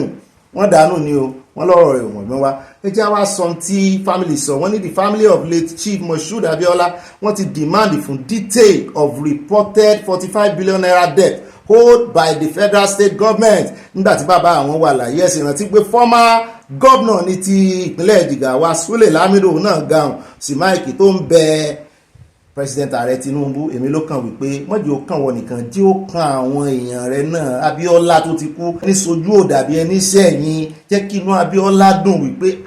democracy ó pé òun ó pé àwọn ẹbí òun ṣé bí ìyàwó ìkànnú àwọn ìyàwó wọn ló jáde tó wá ń sọ pé àìmọye àwọn ọmọ Abiola tó ti fọ́n dàgbé ìmíì ti lọ Libya ìmíì ti lọ síbi tí ò sí pé kò sówó lọ́wọ́ àwọn kì í ṣe pé àwọn ń ṣiṣẹ́ nígbà tí bàbá wà láyé ọ̀pọ̀lọpọ̀ àwọn òṣìṣẹ́ owó bàbá ní gbogbo àwọn ná ó sòótọ́ pé ẹni tó sì yẹ kó fún àwọn lógún ó dà wọn nù wọ́n ní tẹ́ ẹ bá fún wọn lówó yìí ẹ̀yin náà lẹ́sọ̀ bẹ́ẹ̀ sì pín kì í ṣe pé kò lè èèyàn kan lọ́wọ́ o ẹ bá ń tẹ̀sí ilé agbẹ́rẹ́ ẹja gbọ́ lẹ́nu Lamido àti mú ọ̀rọ̀ yẹn wá fún yín tẹ́lẹ̀ ṣùgbọ́n ká tó fi rántí bó ṣe sọ ká tó wá tẹ̀síwájú ká gbọ́ bóyá ká tó wá tẹ̀síwájú ní ọ̀rọ̀ yìí. Before I end my remarks, I would like to appeal to the President Tinubu, to close the chapter of June 12th. In his book, General Babangida revealed that Abiola won the election. He said that. When I went to him, he said that Abiola, the election was because Abiola was being owed 45 billion naira. And therefore, he became the president, was going to pay himself the money. So it means Abiola has been doubly punished. In his own presidency and also his own money. So please, tell the president, please let him pay to Abiola family the money for which he has been suffering, for which he has been his own presidency, 45 billion naira. It's very, very important. Once this money is paid, that will be closed. I thank you very much. Ó dáwọ́ káàbọ̀ padà o àwọn kan ti ń sọ̀rọ̀ wọ́n ti ń bú ẹbí Abiola wọn ní tí òdòjúlógún kìnnìkan mú ní bóòlù èèyàn ṣe mọ́ owó ogún bàbá rẹ̀ hàn kó bàjẹ́ ẹran gbójúlógún wọ́n ní sọ̀rọ̀ síta wọ́n ti ń fi ọwọ́ tó ń dùn wọ́n sábẹ́ aṣọ wọ́n ti ń fi pamọ́ ti pẹ́ nígbà tá a sì wá ìdí owó ìlóòótọ́ wọ́n ní ó ní í ṣe pẹ̀lú ITT tí bàbá Fẹlá fi kọrin lọ́jọ́ sí international team ni bàbá Fẹlá fi kọ orin òṣùgbọ́n ní tí ITT bá dé wọ́n ní kọ́ńtíráàtì kan wọ́n ní kèsì ẹ̀ gan wà nílùú òyìnbó tó wà nílẹ̀ gan táwọn òyìnbó ń bá wọn fà á ṣùgbọ́n nígbà Abiola ti kú sáwọn òyìnbó náà ní mọ́ ranjú wípé owó yẹn owó àwọn ni ṣùgbọ́n àwọn wo ìdáhùn tí ààrẹ Tinubu fi dán lóhùn bóyá wọ́n kàn fẹ́ fún wọn ní honorary lásán ni àwọn ẹbí wọn torí wọ́n fún ìyàwó wọn náà ní honor lánàá bóyá national honor nìkan náà jẹ wọ́n bóyá wọ́n máa sanwó yẹn o bóyá àwọn haúsá ló sì ó sì dá àwọn haúsá ló pe ìpè yáàrí Yorùbá kankan ó ti ẹ̀ dá sí ọ̀rọ̀ Abiola ṣé kò sẹ́ni tábíọ́lá ṣe lóore nù wọn náà ni Abiola ò dá Abiola gbàbọ̀dé Abiola ṣe kinní kan ṣé kò sí ẹ̀yin kọ́ ẹ̀yin ò gbàbọ̀dé ẹ̀yin gangan ẹ̀yin bàbá yìí ni mò ń bá wí o àwọn bàbá yìí kò sí kankan tó wá lè ṣe agbèfọba fún Abiola pé lóòótọ́ ẹ fi ti Ọbásanjọ́ lẹ̀ o àmọ́ lọ́rọ̀ tiwọn kò sí inú ara ẹran ó dẹ̀ ẹjá kó ń bẹ́ o ẹjá wọn lọ nú ìròyìn tí ó mọ kan o ẹjá lọ tààràtààrà sí ọ̀dọ̀ Agbakoba àwọn náà ti jẹ president àwọn NBA rí àwọn náà wá ń garun sí máìkì wọ́n kí ọ̀rọ̀ Fáyẹmí lẹ́yìn wípé àwọn dúpẹ́ lọ́wọ́ ààrẹ Tinubu ṣùgbọ́n ọmọ náà ṣe wà yìí o àwọn náà ṣẹ̀wọ̀n o lórí ọ̀rọ̀ June 12 pé gbogbo àwọn tẹ́ ẹ porúkọ wọn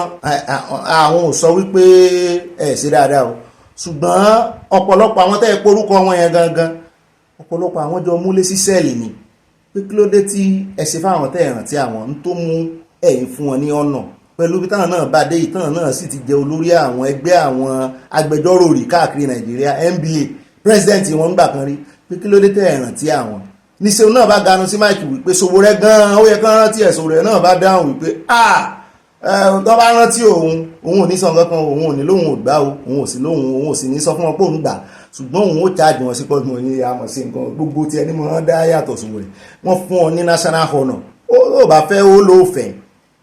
àti pé sẹ́yẹ́ àwọn gan lè fún àwọn ọ̀tá wọn ní national honour àbọ̀ òun ojú wọn fi ń wọ̀ ni ojú ọ̀tá náà fi ń wọ̀ ó ní kán dán wo pé wọ́n dàn tán torí ìdánwò ló bí ọ̀kẹ́rẹ́ pé kán fóun wò tóun wà ní gbé wọn lọ kóòtù kí ló wà ló ṣẹlẹ̀ ní kóòtù ó ní defamatory lòun ó fẹjọ́ ẹjọ́ defamatory lòun ó fi sùn wọ́n dìfẹ́mù rẹ̀ torí pọ́n fún ọ lóyè kó yẹ ó nítorí òun ò ràn wọn òun ò nídìí oyè wọn wọ́n dìfẹ́mù kárátà òun ìṣòwò rẹ̀ trouble maker ó lè jùmọ̀ mi ní o nígbà tí mo pè ní trouble maker ṣùgbọ́n ṣòwò rẹ̀ náà jíjàgbara ẹ̀jẹ̀ àgbọ̀ bí Ṣeun àti bàbá Àgbàkóbà bọ́n ṣe sọ̀rọ̀ sókè lórí àwọn tó fẹ́ mọ́ sí wàá gbàgbé náà wọ́n sọ̀rọ̀ kan Aisha Yusuf náà ṣe wá ràn ọmọ Nàìjíríà kan náà mú bọ̀ wá tẹ̀ ti Àgbàkóbà sí o ọmọ Nàìjíríà kan náà ti wá ń gbé orúkọ ẹlòmíì forúkọ bàbá rẹ̀ sí bàbá rẹ̀ tó wà láyé wọ́n ní pé bẹ́ẹ̀ bá fáwọn national honour ìtumọ̀ tí Yorùbá máa ń sọ rẹ̀ pé bá àjọba àjẹbà wa náà ọ̀nà ara wa ẹ̀ ọ̀nà ara yín o lórí ẹ̀ mo ṣe họ́nà àwọn ọkùnrin lónìí ọlá lọ́dún wa ṣùgbọ́n ẹjẹ́ àmọ́ bẹ̀rẹ̀ rẹ̀ lónìí tó sátidé tí ó bá dára jímọ̀ láti mọ̀ jímọ̀ tí ó bá júnà láti sátidé láti mọ̀ ọlá sunday tí ó bá dára sátidé láti mọ̀ ó dáa lórí ọ̀rọ̀ yìí eléyìí ló wá dífá orúkọ táwọn èèyàn pín káàkiri pé ẹ wá wà wọn tí ààrẹ Tinubu fún national honour ọ̀pọ̀lọpọ̀ àwọn èèyàn kan kọrúkọ wọn bẹ̀ kò sí wọn ń bẹ̀ o wọ́n forúkọ Aisha Yusuf sí ara àwọn critic ìjọba nù ẹ sì mọ̀ pé kìnní nìyẹn bá tò Peter Obi ló bá tò Aisha náà sì rèé bọ́n fún gan mi rò pé lè gbà torí yóò ní kí ló ń fẹ́ fi ṣe yóò náà fẹ́ dọ́gbọ́n tán ẹ sì mọ̀ pé wọ́n ti gbé ìròyìn kan tán ní ààrẹ Tinubu fẹ́ dọ́gbọ́n fàmọ́ra nígbà náà mọ̀ ṣùgbọ́n jáde ó ní láéláé só ojú òun rọ̀ bí bẹ́ẹ̀ ni tẹ́ ẹ fẹ́ gbéná ojú ẹkùn òun ṣùgbọ́n lọ́rọ̀ kan presidency ti jáde o wọ́n ní kò sórúkọ Aisha ń bẹ̀ wọ́n ní káwọn èèyàn yé gbé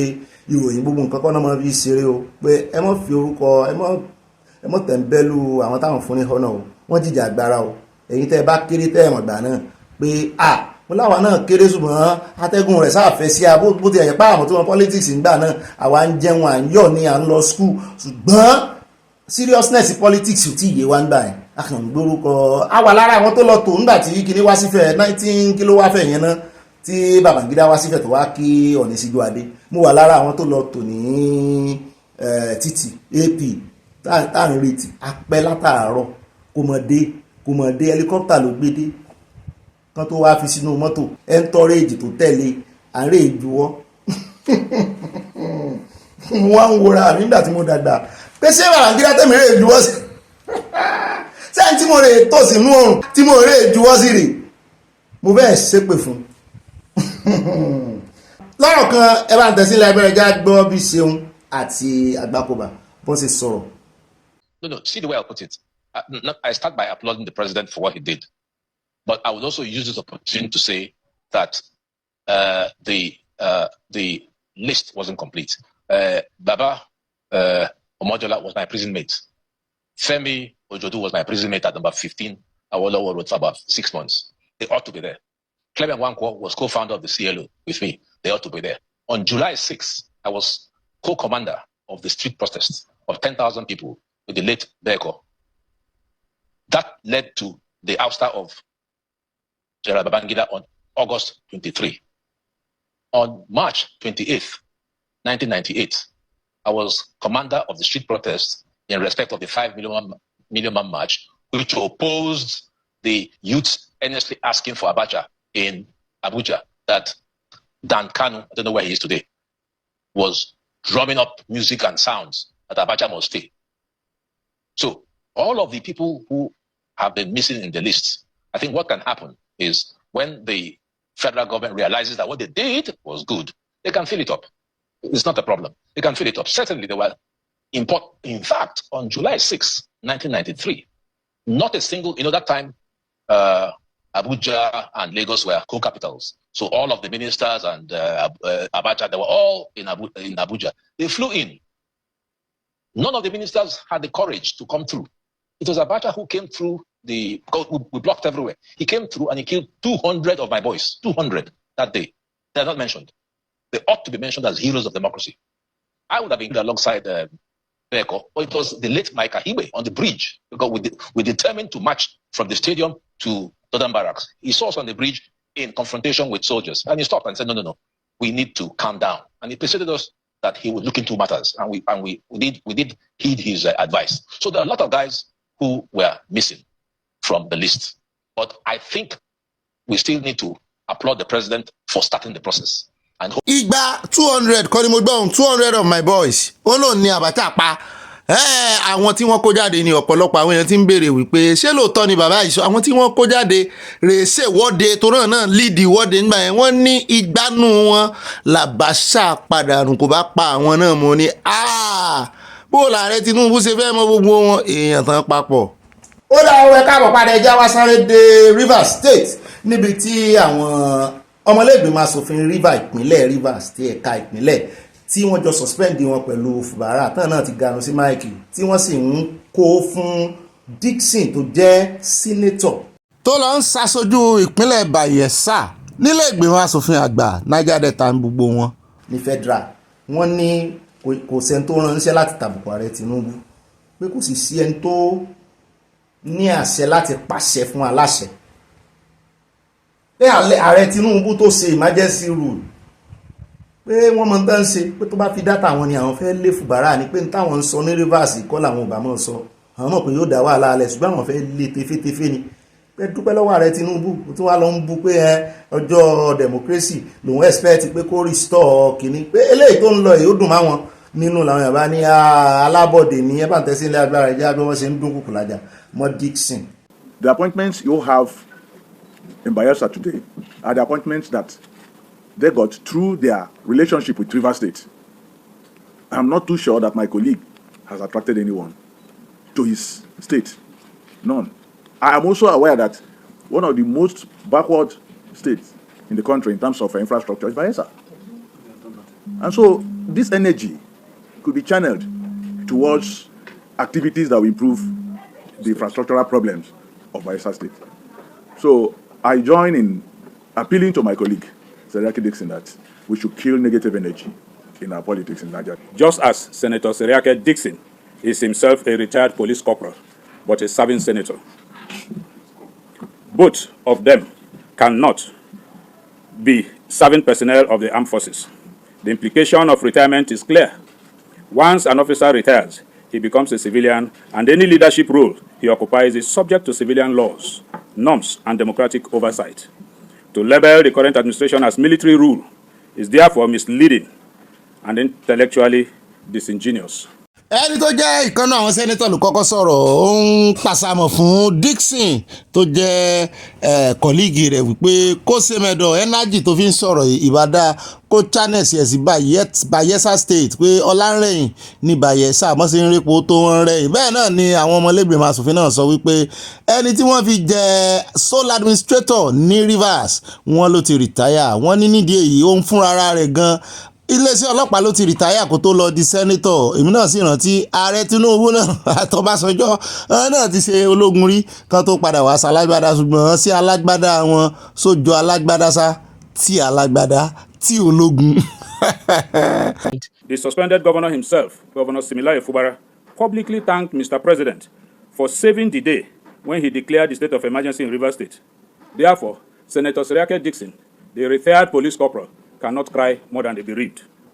Asòfin ju asòfin lọ asòfin àgbà ní Dixon ìsìnwẹ́wẹ́ ti state làwọn. Ó dá káàbọ̀ padà ọjà wá sáré dé inú ìròyìn tí ó mọ̀ tẹ̀lé níbi tá a ti gbọ́ tó sọ pé ọwọ́ iléeṣẹ́ ológun ti ba ìkànnú àwọn ọmọ àtọ̀rìnwá ọmọ ìlú òkèèrè ọmọ China abojú fitifiti bí ojú eku asín wípé àwọn ń fura sí wípé wà nínú àwọn tí ń ṣagbátẹrù fún ẹgbẹ́ agbésùnmọ̀mí pé kí ló ń ṣe níbi táwọn ti bá pé àwọn agbésùnmọ̀mí làwọn gbọ́ ní intelligence àwọn lead àwọn débẹ̀ pé wọ́n wà ń bẹ̀ wọ̀ wá lòun wakùsà sí wọ́n nìkan lòun dá wakùsà ni bóun ló ṣe débí àbẹ́yẹ̀lẹ̀ ń gbé helicopter wá tẹ́ ẹ fi ń ṣagbátẹrù àwọn agbésùnmọ̀mí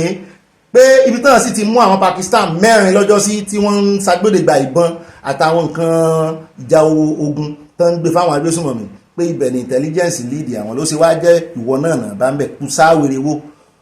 ó sì kùsà wà ẹ wá ibi káàdì ọwọ́ rẹ̀ ọmọ Nàìjíríà tí wọ́n ń sọ fún ẹjá gbọ́ nínú iléeṣẹ́ ológun ká tó wá dé ọ̀dọ̀ Amẹ́ríkà tán náà tí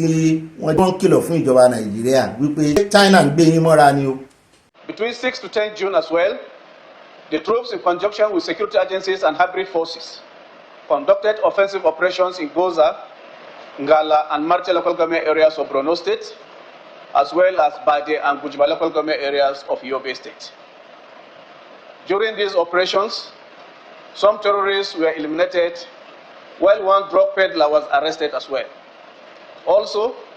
3 kidnapped victims were rescued. The troops also recovered arms and ammunition, as well as improvised explosive devices making materials. Motorcycles, vehicles, among others, were also recovered. Terrorist camp and equipment were burnt in situ. The troops also arrested 5 terrorist logistics suppliers, collaborators, and a Chinese national claiming to be a miner during a well-coordinated operations conducted in Kukawa and Gala local government areas of Borno State, as well as Gaidam local government area of Yobe State between 5 to 7 June 2025. Amongst the items recovered were vehicles, motorcycles, mobile phones, Chinese international passport with the sum of 10,000 naira recovered from them. ó náà lẹ ti gbọ́ yẹn o, ẹja wá sọ tí ìjọba Amẹ́ríkà sọ. Wọ́n ní the US Embassy in Nigeria did not hold back in criticizing the Chinese nations in a brief statement on Tuesday. Sì mọ̀ pé jà wà láàrin wọn àwọn àti Trump, ti trade war, ìjà okòwò ó sì ń lọ lọ́wọ́ láàrin wọn, àti ẹ̀gbọ́n pé wọ́n sì pàdé kan ní London lẹ́nu ọjọ́ mẹ́ta. Wọ́n sì ní ó yàn rí wípé àbájáde ìpàdé náà pé yóò ṣèṣe oore, ṣùgbọ́n gbogbo alamọ̀ wípé wọn ìfẹ́ rí mi ara wọn látàn àti China àti USA o. Ṣùgbọ́n embassy USA ló wá ń gàùn sókè, wọ́n ràn fọ̀tá pé wọ́n ń sọ loudly ní wípé Chinese pé kò sọmọ rẹ̀ nù bọ́n wọn. Wọ́n ní lọ́jọ́ Tuesdays lẹ́yìn ìgbà tí Nigeria Anti-Graft Commission EFCC tí wọ́n post àwọn méjì kan tó jẹ́ ọmọ Chinese, tán post àwọn ọ̀daràn méjì kan suspect ní o, tán fẹ̀sùn kàn wọ́n ọmọ Chinese tán ni wọ́n ń wakùsà ní ọ̀nà ìtọ́. Kò kàn tí eléyìí tán ni eléyìí agbésùnmọ̀mí ni àwọn ológun fi kàn wọ́n, eléyìí tá a fún ìròyìn rẹ̀ tán yìí, ṣùgbọ́n eléyìí ní ìsìn wọ́n láwọn tí ń wakùsà ní ọ̀nà àìtọ́. EFCC fi ojú àwọn méjì kan hàn tórúkọ wọn jẹ́ Zhang Hong Lin àti Zhao Peikai, orúkọ wọn náà nù tichon bọ́lá máa kó orúkọ wọn nù. Wọ́n ní eléyìí ló fà tí Amẹ́ríkà ṣe pariwo wípé sí báwọn ò sọ fún ẹ̀rọ àwọn òyìnbó gidi ńlẹ̀ ẹ̀ báwọn sọ̀rọ̀ bọ́n ṣe ń wakùsà Chinese lẹ́rẹ̀ bá dókòwò pọ̀. Wọ́n ní the American government said that the illicit mining and smuggling of Nigerians' natural resources posed a serious threat to the West African nation's sovereignty and could hamper export to other countries including the US. Pé ó lè hamper export o, pé àwọn ra nǹkan lọ́wọ́ yín nǹkan àlùmọ́ọ́nì o, àwọn eléyìí wọ́n máa jí wà ní o, àwọn ò fagídí mú yín o, àwọn náà lè síwájú o pé àwọn fẹ́ mọ́ bá yín wá o, nítorí wàá mú yín rè mọ́ bẹ́ẹ̀ adáhùn sí àwọn Chinese tẹ́ ń bẹ́ wọ́n ṣẹ́, tẹ́ ń bẹ oníṣègùn wọn lọ́wẹ̀, wọ́n á fẹ́yàwó yín ni o. Mo ní àwọn oníṣègùn kan ní wọ́n ṣe bẹ́ẹ̀, àwọn obìnrin náà sì ń yọjú lé ẹ bá ń ṣe oògùn ìfẹ́ sọ́kọ mi, ọkọ mi ò nífẹ̀ẹ́ mi mọ́, yóò yà aṣọ oògùn ìfẹ́ tí ó fi fẹ́ràn babaláwo, at the end of the day ilé babaláwo ní English. Ìdí nìyí tí USA fi ń pariwo tantan sí etí ààrẹ Tinubu wípé illicit mining pé ó ń dún kùkù lájọ, ó ń dún kòkò mọ́ economy Nàìjíríà lọ́jọ́ iwájú o, wípé yóò sì mú corruption dé torí àwọn ọmọ Nàìjíríà kan náà wà tó lágbà, àwọn alágbára Nàìjíríà náà mọ̀ sí kìíní yìí o. Wọ́n ní wọ́n ń gbẹ̀yìn jẹ yín níṣu, wọ́n ń fẹ́ ọbẹ̀ yín jẹ yín níṣu ni o. Bàbá náà wá 18 karat gold, ẹ gbàgbé o, ó lè jẹ́ 150 karat gold náà ẹni kò sí ti jẹ́ bẹ́ẹ̀. àyà ló confuse mi. Àyà ni mo mọ parọ́ mọ́ wọn lòun ò sí bí o, ó lòun sẹ́ wọlé ni o. Ó dá owó sáà ti kìlọ̀ fún ìjọba Nàìjíríà kọ́lọ̀ ń jẹ́ kan gbọ́ òwe ẹjá kò ń bẹ́ẹ̀ já àtẹ̀wájú nínú ìròyìn tòní, ìròyìn táwọn mú bọ́ ní ìsìn. Ẹjá dé ibi ìwọ́de o, níbi tí eégún méjì tí wọ́n ti jọ jáde lánàá níbi ìwọ́de ìta gbangba. Eégún ebi ń pa wá àti eégún bámúbámú mo yó àwọn ò mọ̀ pé ebi ń pa ọmọ ẹnì kọ̀ọ̀kan. Orin tí wọ́n jọ kọ fúnra wọn nù tán jọ kọ débẹ̀ tán fi pàdé ara wọn. Wọ́n ní tí Egúngún èmi ló kàn ń kọ sétí àwọn aráàlú, àwọn méjèèjì pàdé lẹ́sẹ̀ ògbèjì, wọ́n fẹ́ tọwọ́ bọra wọn lójú. Ẹ bá ń tẹ fọ́nrán yẹn sí, ṣùgbọ́n kẹ́ tó tẹ̀ sí ẹ kọ́kọ́ bá ń tẹ àwọn onífùfú àwọn olùwọ́de náà bá gbé fùfú jáde. Wọ́n ní sẹ́ẹ̀rí fùfú ẹyọ kan ẹ̀ 1,000 naira ni. Mo ní ṣé fùfú tí wọ́n tó yẹn wọ́n gbé àwọn nǹkan kan náà tí mo ní kí leléyìí ọmọ anífowó sí ẹ bá ń tẹ̀ sí ká kọ́kọ́ gbọ́ náà ká tó wá lọ sí ọ̀dọ̀ àwọn Egúngún méjì. Egúngún be careful na express you dey go. No food, no light, no increasement. So what are you doing in the office? What are you doing here? Hey, keep a flyer, but no hospital, no. 1,000. Fufu, 1,000. How will someone be eating rice, curry and rice and is this ube? Ube and fufu? Because there is nothing, there is no money for food. Almost 10,000. Combination ní agbára ṣùgbọ́n èmi ti gbójú mi lára àwọn ọmọ Nàìjíríà tán ní yànjá wọn fùfú ẹyọ kan 1,000 naira ẹ̀wà ráìsì wọ́n jan gbogbo ẹ̀ pọ̀ wùbé Ọlọ́run ló mọ ibi tó ti rí gbogbo ẹ̀ káríkárí ń gbò jan gbogbo ẹ̀ pọ̀ bóyá lọ pátí ni bóyá ó rèèyàn fún ní wùbé ẹyọ kan wùbé táwọn fi jàgbàdo tán àwọn Ìgbò wọn àti ráìsì díẹ̀ àtẹ̀wà díẹ̀ ó fi fùfú lé lórí irú combination wo rèé o bàbá combination burúkú kọ́lọ́n ṣàánú wa àwọn eléyìí jáde wọ́n tiẹ̀ jáde wọ́n gbèjà ara wọn ṣùgbọ́n àwọn tí wọ́n ń kọrin bámúbámú moyo wa ń kọ́ nísìn ẹ jẹ́ á lọ bẹ̀ ká wò bí eégún wọn ṣe pàdé ara wọn. Nobody is saying the country is perfect. Nobody is saying we are where we are supposed to be. But there is reason for celebration. We are making progress as a country. While we are celebrating, some people also have their own right to say they are not celebrating and they want to protest. We are called onto celebration. Therefore, we have the CP, Commissioner of Police, Lagos State here with us, and he wants to address us and tell us how to come. Ká tó wo ibi tí àwọn méjì tí wọ́n ti fẹ́ kọlura wọn, ẹ rí i pé ẹ̀yìn àwọn tí wọ́n jẹ́ ti gọ́ọ̀mẹ̀ntì torí ẹni tó kọ́kọ́ sọ̀rọ̀ yẹn agbẹnusọ tó sọ̀rọ̀ tán nísìnyí agbẹnusọ ìjọba ni ó lóyè ó ní post lábẹ́ ìṣèjọba ààrẹ Tinubu kì í ṣe state o federal ṣùgbọ́n àwọn gangan ní CP Èkó àtàwọn èèyàn rẹ̀ àwọn náà tòtì àmọ́ wò bóyá àárí wọn náà lọ́dọ̀ àwọn aráàlú tó ń béèrè fún ẹ̀tọ́ wọn o ṣé ẹ ti rí nǹkan wọ̀ wọ́n láwọn ní reason láti dúpẹ́ láti jó láti yọ̀ ẹ jẹ́ àwa wo bí tán ti fẹ́ kọlura wọn.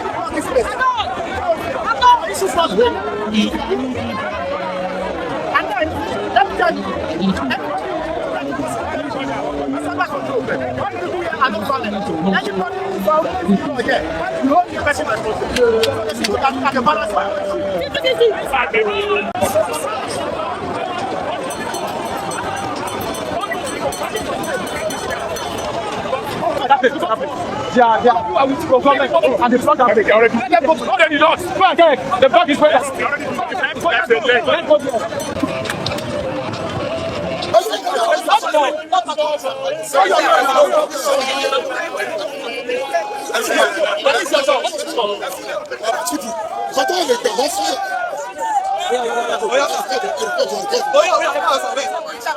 What's the problem? I have a job to ensure that there is no violence here. My job is to make sure they do their own and the other people do their own. If you notice, I have not even, they almost put their hand in my hand, but I'm not provoked. So the job is to make sure they don't fight. Sorry, can I ask a question? Yes. My name is James Wong. Is your job to make sure that what is the job of the CP?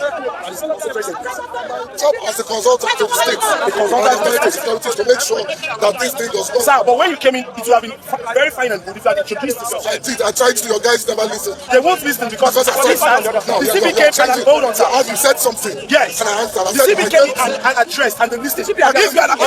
sir, you're speaking with the media as I speak. Now you are listening. If you are done this earlier, you need to have this. Sir, I can tell you this for free. Sir, like rolling up. No, I'm not. I the police are here now. I told them. Shouldn't be following this family law. Why not try and address them from your own bench? To move. The other people should move. You don't get what I'm saying, sir? This bench is for the program. This is not let's listen. Everybody is a lot of sir.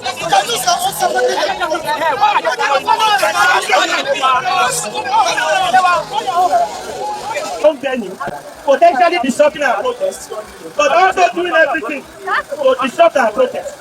We have demonstrated that. That's all that is.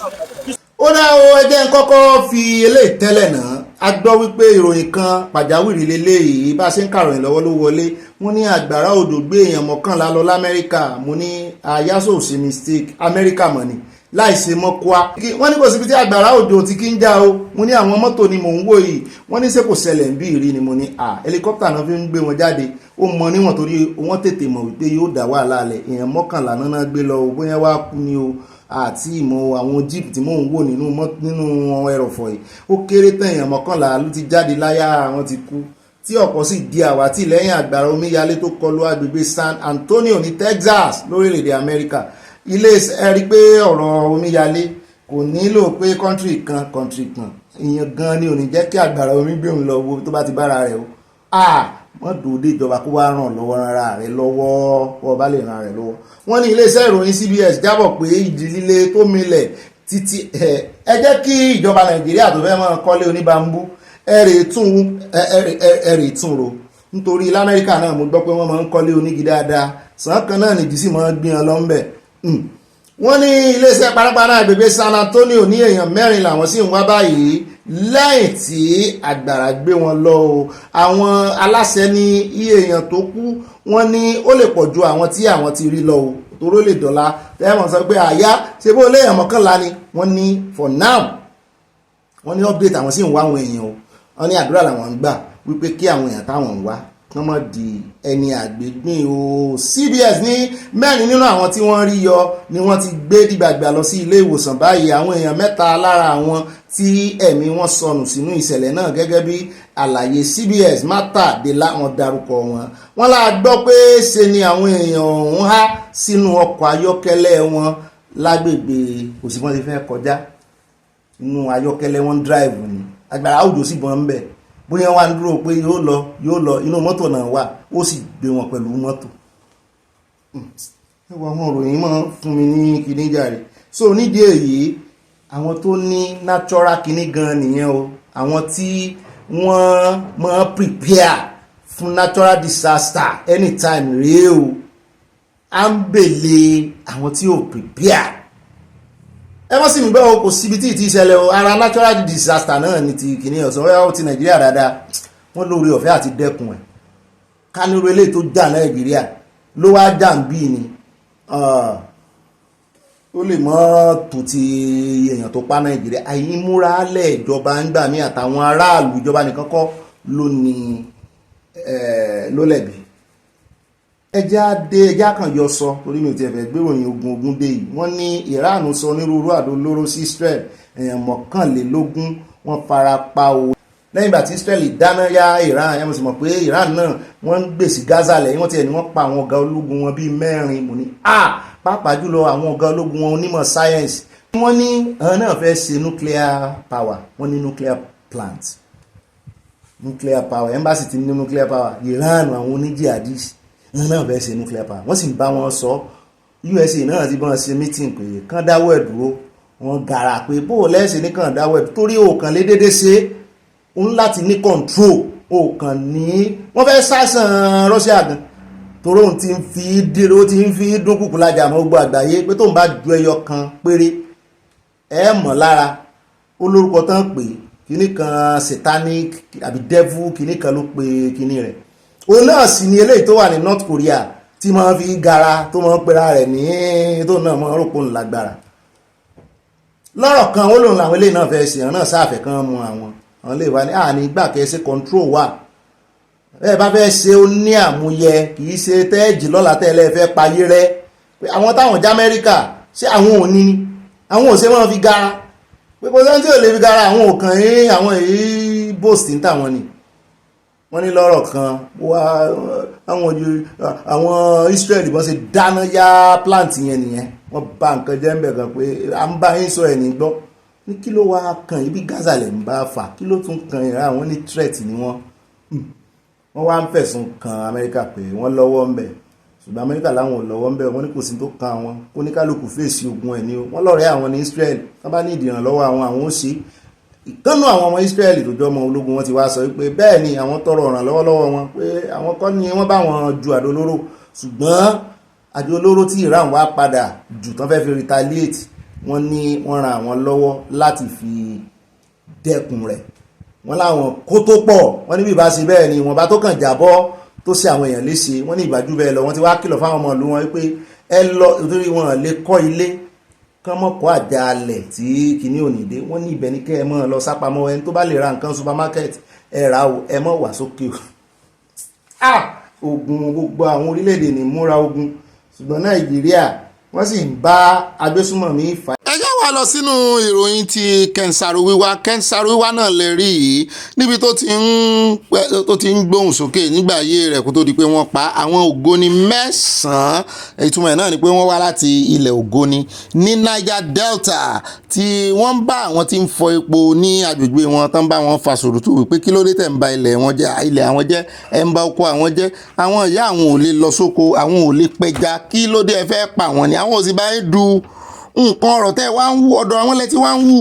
kí ló wá dé tẹ́ fẹ́ báyé àwọn jẹ́ ẹ fà wọ́n lẹ̀ lọ́rùn lẹ̀ kí ló dé gan ṣùgbọ́n àṣẹ̀yìnwá àṣẹ̀yìnbọ̀ wọ́n pa wọ́n ni o bẹ́ẹ̀ sì la gbọ́ pé kéèsì sì wà ní court ní London in fact 2026 ọdún tí ń bọ̀ náà sọ wípé wọ́n sún ìgbẹ́jọ́ dà ṣùgbọ́n láìpẹ́ ìlà ààrẹ Tinubu ni wọ́n láwọn pardon wọn ṣùgbọ́n àwọn iye kan àwọn tán pa wọ́n ní kò sí ti ń jẹ́ pardon torí àwọn tán pa èyí ẹ̀jẹ̀ aláìṣẹ̀ náà ta sílẹ̀ wọ́n ṣẹ̀ ẹni tó bá ṣẹ̀ ni wọ́n mọ̀ pardon ẹ̀jẹ̀ agbọ́rọ̀ lẹ́nu wọn. President His Excellency Bola Ahmed Bola Tinubu GCFRO for walking his talk. We thank him for showing exemplary commitment to the right ones of the past by granting presidential pardon and conferring national honors to beautify the memories and sacrifice of Asaj, Kensaro Wiwa and 8 others, together with Barrister Ledu Mite, their own soul lone survivor. Thank you once again, Mr. President, for continuous confidence, commitment to the success of the Ogoni cleanup exercise by the Hydrocarbon Pollution Remediation Project, IPREP, and their ambitious project and program dotting across Ogoni landscape for environmental and livelihood restoration. Those that are still confused about what it means to pardon our great fallen heroes. Some people are using the word exoneration. It is a word that is unknown to Nigerian law. Exoneration is not in any law written in this country, including the Constitution. The Constitution permits the president of the nation that where he finds necessary, like he has done in this case, because he was part of this struggle. And he knows that these people were innocently broad daylight for what they did not do. Well, first of all, I like to say that the decision of Mr. President is historic. Since this incident happened in 1995, November 10, no leader, no administrator of Nigeria has gone this far. I mean, in respect of acknowledging the wrongs that took place in Ogoni, and especially acknowledging that the execution shouldn't have taken place in the first instance. So, first of all, we must appreciate the goodwill of Mr. President. We must appreciate the fact that Mr. President acknowledges that Nigeria was wrong in going ahead with that execution. But we also want the president to go a bit further, because when you talk about a pardon, it implies that there was a legitimate crime and a legitimate conviction. But we all know that the trial of Ken Saro Wiwa was flawed. In fact, and we insist in muscle that the decision to Ken Saro Wiwa was taken before the so-called tribunal was even constituted. So first of all, what we are talking about here is let the truth be known. Mr. President has admitted that something went wrong. We want this stain of injustice to be removed from Mr. Ken Saro Wiwa. And what that implies is that Mr. President will need to go further to review the circumstances of that entire conviction, the trial, the proceedings of the tribunal, because We want it established. We don't want to go back home and celebrate and agree that an innocent man is being pardoned. Because the big question is, for what reason is he being pardoned? So what we want to say is, yes, we appreciate Mr. President's goodwill, but we want this stain of injustice around the Ogoni 9 to be removed. Ẹ jẹ́ wá lọ sọ́dọ̀ ìròyìn bàbá wa Sunday Igboho níbi tá ti máa ṣe agbèfọ́ba rí ọba lọ́lọ́run ṣe bàbá wa Sunday Igboho ibi tá ti máa ṣe agbèfọ́ba tá ti máa rán ààrẹ Tinubu létí wípé ààrẹ Tinubu wa nífẹ̀ẹ́ yín o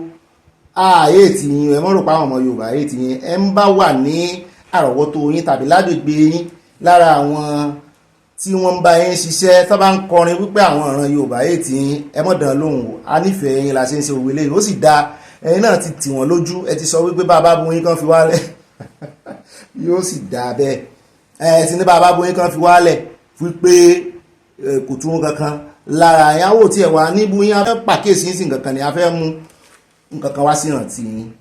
Yorùbá ló pè wọ́n ní ẹṣin iwájú ni tẹ̀yìn wò sáré ẹṣin ni yín o alágbára ni yín wọ́n bá kà á lé ní èjì ìfá kan tó ka anybody gan yàtọ̀ sí pé ẹ jẹ́ ààrẹ Nàìjíríà wọ́n á kà yín wípé ẹ wà nínú àwọn tó lẹ́nu àwa ò ní báyìí ẹ mọ public politics play jù á lọ àwọn ò wà ní báyìí play politics a fẹ́ lọ nísàn-án ni a fẹ́ rìn ìrìn wa kẹ́ ẹ mọ̀ bá a ṣe rìn ẹ lè fi politics play ẹ lè ṣe tó bá wù yín ṣùgbọ́n àárọ̀ yìí ní ìsìn ni o àfẹ́ kẹ́ ẹ kábàámọ̀ ẹ wo àbámọ̀ tí ó dé bá Babangida ṣé ẹ mọ̀ pé ẹ wà lára àwọn tí Ọlọ́run lò láti fi tún gbogbo ẹ̀sìn ní ẹ wo iye àwọn èèyàn tẹ́ fún ní họ́nà látàrí ní tí Babangida ṣe látàrí àwọn èèyàn tó kú lórí ọ̀rọ̀ June 12 àtàbàṣà látàrí ní tán ṣe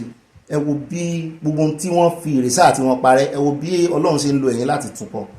ẹ̀yin náà mú ìrẹsà àti pẹ́ẹ̀nì àti báírò àti pẹ́ńsù dání báyìí ẹ mọ́ pàǹtí ò yẹ kẹ́ ẹ parẹ́ rẹ o ní tó bá sì yẹ kẹ́ ẹ kọ o torí ọ̀la o Tinubu wọ́n lẹ́ ilẹ̀kọ́ jà fún wọ́n lẹ́ wà lára àwọn tó kọ́kọ́ pariwo sókè tẹ́ ń jà fún Yorùbá nation wọ́n lẹ́ wà lára àwọn tó béèrè fún orílẹ̀-èdè Yorùbá lọ́jọ́ sí ta ló ń ṣèjọba ń gbà náà wọ́n lólógun kan ní ṣèjọba wọ́n ní Yorùbá lè dá dúró la gbọ́ lẹ́nu yín pé òmìnira fún Yorùbá àbí kí ni ìtumọ̀ kéèyàn dá dúró ìtumọ̀ ẹ̀ ní pé bá ní àmọ́ lè dá dúró bóyá ọmọọṣẹ́ tó lọ sí tó ti kọ́ṣẹ́ gba freedom pé ó ti lè dá dúró báyìí ìtumọ̀ ẹ̀ nìyẹn òmìnira náà ni ẹ̀ ń béèrè fún lọ́jọ́ náà lọ́hùn ẹ sì ń béèrè lọ́wọ́ èèyàn kan nítorí ẹ̀ tí ìdépò tẹ wà nígbà náà bó ti jẹ́ pé politician ní ẹ sì ó dà pé wọ́n lẹ ti ṣe gọ́vnà nígbà náà ṣùgbọ́n ó kà yín lára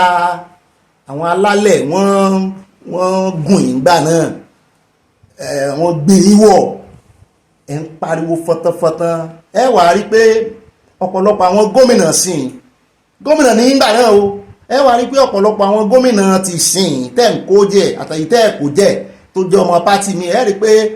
wọ́n lóògùn arìndọ̀ gómìnà lẹ́yìn mo gbé fún yín ẹ má jẹ́ àsọtẹ̀ lórí ọ̀rọ̀ yìí mo gbé fún yín gan pé ẹ lè jáde gẹ́gẹ́ bí gómìnà a sì mọ ipa tẹ́ ẹ kó nàdẹ́kò ẹ̀yin gan àgbà kan wọ́n fi yín sọ̀kò sí ìlú èbò kẹ́yìn náà rèé sátìpó torí ká ní ọwọ́ Àbáṣà tẹ̀yìn ni ògo tẹ́ ń rí lò ní ìsìn ẹ lè mọ́ rí lò wọ́n ì sí ìlógo nù sàárè so gbogbo ògo tẹ́ ń lò ní ìsìn a dúpẹ́ lọ́wọ́ Ọlọ́run tó gbé yín débẹ̀ ṣùgbọ́n kẹ́ ẹ máa rántí wípé àwọn ìjà tẹ́yìn náà jà pẹ̀lú ẹ̀mí alálẹ̀ tó gbé yín wọ̀ ló jẹ́ káwọn èèyàn recognize yín o bí ìbá ṣe tó ní tó ní káwá wọn ìjà lóde tó rin dòwe agbé fún yín ọ̀kan gbòógì náà ọmọ Yorùbá ní Ọlọ́run sì fún yín lọ́gbọ́n fún yín lóye ṣùgbọ́n tẹ́ wá fọgbọ́n yín ṣe ẹ̀yin lẹ mọ̀ ọ́n bóyá ìtọ́lọ́run yín kẹ́ fi ṣe mu kò sí téèyàn lè fọgbọ́n rẹ̀ sí. wọ́n lè wà lára àwọn tí ń pariwo òmìnira mo kọ́kọ́ wá fẹ́ dúpẹ́ lọ́wọ́ ìyá wa Yorùbawuyi tó tún mú wá sí ìrántí wa a fẹ́ fi rán yín létí pé irú ẹ̀mí tó gbé yín wọ̀ lọ́jọ́ sí òun náà ló gbé Sunday Igboho wọ̀ o wọ́n bínú tiẹ̀ òun náà ló gbé Sunday Igboho wọ̀ o kò ń tẹ́ ẹ ṣe lòun náà sí o ìjà tẹ́ ń jà fún lòun náà jà fún o wọ́n bá gbé lọlé ẹjọ́ tàbí tán ń wá nítorí tó ṣe yìí ajẹ́pọ̀ yẹ kán wá ẹ̀yìn náà wọ́n sì torí ẹ̀ wá ẹ̀yìn nígbà tẹ́ ń pè fún lọ́jọ́ sí bóyá torí pé ẹ̀yin jẹ́ politician ẹ̀ sì wà ní torí gómìnà náà gómìnà alágbára náà bóyá torí ẹ̀ nítorí ẹ̀ mo ṣe máa dárúkọ political power ṣùgbọ́n tí Sunday Igboho fi yàtọ̀ ní wípé òun ò ṣe politics tó bá tiẹ̀ ṣe ó níbi tó ṣe sí kì í ṣe pé bóyá ó ti di ipò kan mú nígbà tó jẹ́ politician ní tẹ́ wá ti dipò mú tẹ́ẹ̀dẹ̀ lè sọ̀rọ̀ jáde tí ì ṣe torí ipò torí mo study fọ́nrán yẹn mo rí pé kì í ṣe pé torí ipò tí ní ambition pé ẹ fẹ́ di president nígbà 25 years ago lẹ ti ń pariwo Yorùbá lè dá dúró ẹ fún wa ní ẹ̀tọ́ wa ẹ tún béèrè fún ọlọ́pàá ìpínlẹ̀ ó ti pẹ́tẹ́ tí ń béèrè rẹ̀ òun náà ló ń jẹyọ nínú ìṣèjọba yín o torí ẹ̀yin náà lẹ tún padà resuscitate ẹ̀ báyìí tẹ́ ẹ nìkan bẹ̀rẹ̀ ọlọ́pàá ìpínlẹ̀ adúpẹ́ ṣùgbọ́n ẹ má fi mọ́ ti ọlọ́pàá ìpínlẹ̀ nìkan lára tẹ́ ẹ béèrè fún lọ́jọ́ sí àwa fẹ́ fi rán yín létí ni kẹ́ ẹ sì bá wa tú okùn lọ́rùn Sunday Igboho torí tẹ́ ẹ béèrè fún lòun náà béèrè fún ibi tó ti wá ja yòpa kò tí ì yẹ àti ròrò àrò agbèjù lẹ́yà ni a tún padà sọ́dọ̀ yín so ti yẹn bá ìfẹ́ la fẹ́ fi bá yín lò ìfẹ́ la fẹ́ fi bá yín sọ o ẹ sì mọ̀ wípé ọmọ Yorùbá ẹ̀yin náà mọ̀ wípé àsíǹdì jàgídíjàgan àsíǹdì pìtìpìtì ẹ sì ń ṣèjọba yín tẹ́rùnlì àwọn tí ń fún yín problem ẹ mọ̀ wọ́n o àwọn tó ń fún yín ní problem àwọn tó ń pa èèyàn sí yín lọ́rùn ẹ mọ̀ wọ́n o ẹ lè bá ọwọ́ Yorùbá ń bẹ o nídìí èyí ẹ mọ̀ fi ọ̀rọ̀ Sunday Igboho ṣe play politics o àwọn tí sì ń kọrin tó fi ń pariwo sí yín létí tí ò jẹ́ kẹ́ ẹ gbọ́ ohun táwọn alálẹ̀ ń sọ mọ́ torí ẹ ti fìgbà kan ṣe táwọn alálẹ̀ ń ṣe táwọn alálẹ̀ fọn sínú kàkà kí yín lẹ fọn jáde lọ́jọ́ sí ṣùgbọ́n wọ́n ti ń kọrin politician your mandate tà lálẹ̀ gbélé yín lọ́wọ́ ń kọ́ ṣé ẹ ti exchange ẹ̀ mandate ti yín làwọn èèyàn táwọn èèyàn rọ mandate táwọn èèyàn wá rọ fún yín lẹ́ ń gbé kiri ní ìsìn ẹ lọ yí orin èmi lọ́kàn padà o ẹ lọ sọ di àwa lọ́kàn àwọn alálẹ̀ ló fi orin yẹn sí yín lẹ́nu o gbogbo Yorùbá lọ́kàn gbogbo ọ̀nà tó sì lè fi kan Yorùbá náà ni wípé kẹ́ ẹ wá ọ̀nà tá a fi gbòmìnira kúrò ní Nàìjíríà torí ẹ̀yin náà ti sọ bẹ́ẹ̀ rí bọ́bá ní orin tẹ́ ẹ ti ẹ̀ ń kọ yìí ta ló kọ fún yín ta ló dá orin tẹ́ ẹ ń gbé yìí á nawọ́ sí yín pé ẹ wà lára àwọn tí ó dá orin mo tún fẹ́ kí yín lẹ́ẹ̀kan sí pé ẹ kú akíkanjú ẹ kú ìyànjú o akíkanjú nìyẹn o ọ̀pọ̀ nínú àwọn gómìnà sí mélòó ló lè jáde síta lójú kámẹ́rà béèrè òmìnira àrán wọn kẹ́ẹ̀sì mọ́ rántí gbogbo orin tẹ́ ẹ lè kọ àbítán lè kọ sí yín létí orin kan wà orin alálẹ̀ gangan ó dúró digbí o á kọ òun láàbì parí ètò lónìí à ń bọ́rọ̀ ọ̀bọ̀ mo ti lápẹ̀ ń bẹ̀ lónìí o ẹni tí ojú bá ń kán ayọ̀ǹda eégún ńlá tí kẹ́yìn ìgbàlẹ̀ la fi ṣe nínú fídíò tá a fẹ́ fi hàn yín láìpẹ́ yìí ó dẹ̀ jẹ́ ń kọ́kọ́ ṣe fídíò yìí sí torí ìyá wa Yorùbawuyi ti ṣe atótónu gan nígbà tí ẹ fẹ́ sọ̀rọ̀ lórí ẹ̀rọ pé kí ni mo tún fẹ́ sọ. àbáwá Prince Olúyinká rán fún mi nínú nọ́mbà bàbá ẹlẹ́bù ìbọn lọ́jọ́ sí. náà wọnú DM mi nínú WhatsApp pé Ọ̀gbẹ́ni Bobby Sow TV kìnìún yà fi ṣe program mo lémi náà ti rí a sì ti fi ṣe program rí ṣùgbọ́n wọ́n tún lò nù news torí èrò máa ń pọ̀ nbí torí àwọn èèyàn ìpàdé ọlọ́mọ ìlú a máa ń péjú mo ní àáràyè gbọ́ dáadáa wọ́n ló dáa bẹ́ẹ̀ mo jẹ́ alábọ̀ mo ní mo ti lọ wò torí mò ń wo lọ lánàá ló ń gbé mi n ò mọ̀ pé n tó kí báyìí ni lèmi náà bá padà bẹ́ẹ̀ mo rè é kọ love letter sí ìyá wa Yorùbawuyi pé ẹ kú iṣẹ́ takuntakun mo lémi náà ó ṣe ìwọ̀nba bọ́lọ́run bá ṣe fún mi lóye rẹ̀ mo ṣe atótónu lé lórí lónìí òun lẹ́rí tí mò ń ṣe ẹ bá ń tẹ́sí ilé agbẹ́rẹ́ já gbọ́rọ̀ lẹ́nu. Okay.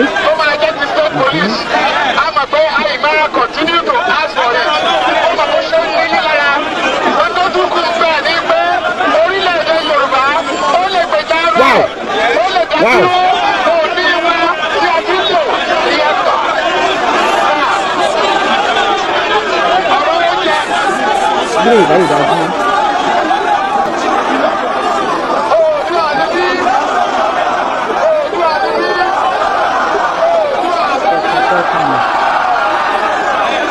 àwa la ni máa bù àwa lè fi ìyà rẹ̀ jẹ kí ló dé tó fi rí bẹ́ẹ̀ gbogbo agbára tí ń bẹ Nàìjíríà pátápátá now chief of mr kókú kọlọ́nfọ̀rùn kẹ torí pé àwa náà ò fẹ́ kókú ọwọ́ akúnsìn wọn ẹ kó ẹni tó kàn tó yẹ kó bọ́ síbẹ̀ ọjọ́ ọmọ Yorùbá wọn ní kí wọ́n lọ rìtáyà gbogbo wọn kí wọ́n tó lè gbé Fúlàní síbẹ̀ kó rí bẹ́ẹ̀ kí la wá ń bára wa sí ajá eré kí la já ń bẹ́kùn sí ajá ò ní dógbó ẹkùn láíláí ó ṣe enough is enough this is our time to fight for our rights bàbá Awólọ́wọ̀ ní pé tó bá yá àwọn ọmọ tẹ́ ẹ̀tọ́ ó ní wọn máa béèrè ẹ̀tọ́ wọn lọ́wọ́ àsìkò ló tó yìí torí pé táwọn ọba para wa kásìra wa lọ́kàn ká gba ẹ̀tọ́ yẹn ń sìn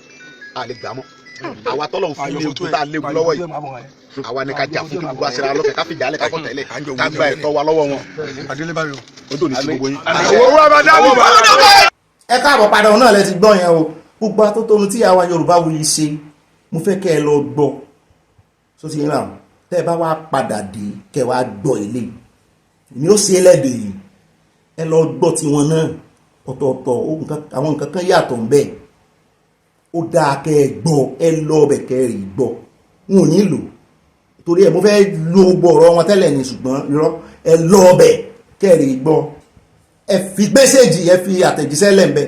kẹ́ ẹ wá padà wá létà èmi ò ṣe lè dé tẹ́ ẹ bá fi dé eléyìí ó ti jìnnà mo fẹ́ ní lọ́kàn pé mi nìkan mo wà níbí nìsín kí n lè ráàyè sọ̀rọ̀ dáadáa ẹ lọ ni ó dáa ẹ lọ bọ̀ ẹ bá mi ń bí nínú fídíò tí a ṣe fi hàn yín tán yìí níbi tí Tinubu ti ń ṣèwọ́de tó ń sọ fún àwọn ọmọ Yorùbá lédè Yorùbá tó ń paroko fún ìjọba tó wà lórí àlééfà lọ́jọ́ náà torí ìjọba kan wà lórí àlééfà pé ẹ lè dá wa dúró àwa fẹ́ dá dúró ni ìjọba náà wọ́n dá lóhùn torí ká náà ti dá lóhùn gbà náà ni Yorùbá ó ti lọ ṣùgbọ́n báyìí tí Ọlọ́run ti wá gbé òun dé orí ipò Ọlọ́run ti já Tinubu lóhùn báyìí pé ó dáa wọ́n dáwọ́ lóhùn lọ́jọ́ sí àwa dáwọ́ náà lóhùn á gbé ọ lórí ipò ṣé Tinubu tún ń retí pé kí ìjọba míì wá dáhùn lóhùn ní ṣé bóun ló wà ní the apex of power báyìí ṣé bóun ló wà nílé agbára ìjọba Nàìjíríà kò tí ì yé mi o ẹ̀rà mi ẹgbà mi kalẹ̀ o ẹ láyé mi ẹ là ń lọ́yẹ̀ ìyá wa Yorùbáwuyi wọ́n ṣàtótónu tó pọ̀ ó múnádóko gan ọ̀rọ̀ wọn mú yẹ́ẹ̀sì wá ó dún gbọ̀m létí mi pé ìyá ìhòye yí hàn dáadáa nígbà tí bàbá wa Prince wá pe àkíyèsí mi sí wọ́n ní àwọn rẹ́sẹ̀ mo sàn pé kí n rè dá sí mo ní ó dá èmi náà sẹ́kọ́ndì mo sàn fún ara mi àyà náà ló ń fọwọ́ sí wọ́n lẹ́sìn iwájú ní tẹ̀yìn wò sáré ààrẹ Tinubu ẹ̀sìn iwájú ní ẹ ti sọ̀rọ̀ yìí kó tó di pé Sunday Igboho wá tọrùn bọ̀rọ̀ yìí o tó ní òmìnira sáà fún ìran òun a lè sọ tààràtàrà pé a lè fọwọ́ ẹ̀ sọ̀yà pé ààrẹ Tinubu wà lára àwọn tó pe sọ́bù kí Sunday Igboho tó wá dáhùn pé èrè ìyà èrè sọ́bù èrè ìyà èrè pé ààrẹ Tinubu ẹ̀ wà lára àwọn tó pe sọ́bù òmìnira àwọn Yorùbá gbogbo eléyìí tí Sunday Igboho ń ṣe erin ìyà erin ni o ó ń gbé orin yìí ni o ààrẹ Tinubu wà lára àwọn tó dá orin pé Yorùbá lè dá dúró kí Sunday Igboho tó wá gbérin o wọ́n ní àwọn ọdẹ náà tún máa ń kọrin kan wípé ẹlẹ́gbẹ́ mo ní sẹ́ẹ̀gbẹ̀rin àbẹ́ẹ̀gbẹ̀rin pápápá láàrin gbogbo ọdẹ ní Sunday Igboho ògbódú ọdẹ nínú igbó òmìnira wọ́n ní ó gbóhùn sókè láàrin gbogbo wọn ohùn rẹ̀ jákètò pé àgbẹ̀rin ọdẹ ẹlẹ́gbẹ́ mo ní sẹ́ẹ̀gbẹ̀rin àbẹ́ẹ̀gbẹ̀rin Sunday Igboho tún gbóhùn sókè ó ní àgbẹ̀rin ọdẹ orin tẹ́ ẹ̀kọ́ lọ́jọ́ sí ni Sunday Igboho ń gbé yìí o kí wá ní Sunday Igboho sí tẹ́ẹ̀bí tì mẹ́yìn òdì ṣé nítorí kò bá ń ṣe politics àbí kí ló dé gan wọ́n ní mọ̀jà mọ̀sálà mọ akíkanjú wọ́n sì ti ẹ̀yìn náà mẹ́yìn òdì rí o yá wa torí ẹ̀mú ṣe ní ẹ̀ lè gbọ́ lọ́dọ̀ ìyá wa nítán bá ti sọ èmi ò ní í ṣe àtúnṣọ rẹ̀ bí mọ́ ẹ rè gbọ́ ìyá wa Yorùbáwuyi ẹ̀yin náà sá ti lọ sàtìpórí torí Abacha tẹ́ ẹ sá lọ irú ìrìn àjò tẹ́ ẹ rìn lọ́jọ́ sí òun náà ni Sunday Igboho rìn yìí o àìmọye àwọn tó ti kú ńgbà náà o ńgbà tàbásà ẹ̀yin lọ́lọ́run wá mú kọ́kọ́rọ́ ẹ̀ lè lọ́wọ́ pé ẹ̀yin mo fẹ́ kẹ́ ẹ kéré ẹ̀ ó sì yẹ kí òye yé yín torí ẹ̀yin náà ti gba ọ̀nà ìkọjá rí tí Sunday Igboho ń gbà ní ìsìn gbogbo ẹni tó bá sì gbà bẹ̀ ẹ̀yin náà máa túnbọ̀tán wọn wípé ọmọ ológo nìyẹn wọ́n máa ń rògbò lò torí ẹ̀yin ṣe ń rògbò lò ní ìsìn yìí o akínyìn agẹ̀yìn o afẹ́yìn lójú afẹ́yìn lẹ́yìn o Sunday Igboho náà yóò kó gòjà o ṣé ẹ má fọ̀rọ̀ Sunday Igboho sí politics ẹ má jẹ́ kéèyàn kankan gbà ìmọ̀ràn lórí ọ̀rọ̀ Sunday Igboho wípé ẹ má dá lóhùn bẹ́ẹ̀ bá filẹ̀ àwọn yòókù náà wọ́n máa sọ pé irọ́ ẹ bẹ́ẹ̀ fi kan nú àwọn ọmọ Fúlàní lẹ̀ lọ́jọ́ sí ọmọ darandaran tí wọ́n daran tẹ́ Bádéjọ àbí Bádéjọ ọmọ Yorùbá kọ́ Bádéjọ ni ó jẹ́ tẹ́ẹ̀tẹ́ níwọ̀n bá ṣẹjọ́ mọ́ tí federal government láwọn ò bá ṣẹjọ́ mọ́ kí ni wá ti Sunday Igboho fi yàtọ̀ Sunday Igboho gan lóye wọn yọ ní ìsìn pé ìran òun ló wà lórí ipò tó bá jẹ́ ìran Kánú ló wà ń bẹ ní ìsìn ẹ rò pé Kánú wà ní àhámọ́ kí ló wá dé tẹ́ gbàgbé Sunday Igboho sẹ́yìn òdì ẹ̀yin mọ̀ padà wà lé nígbà tí Abacha kú tán àwọn ò sì tọrọ kẹ́ kú o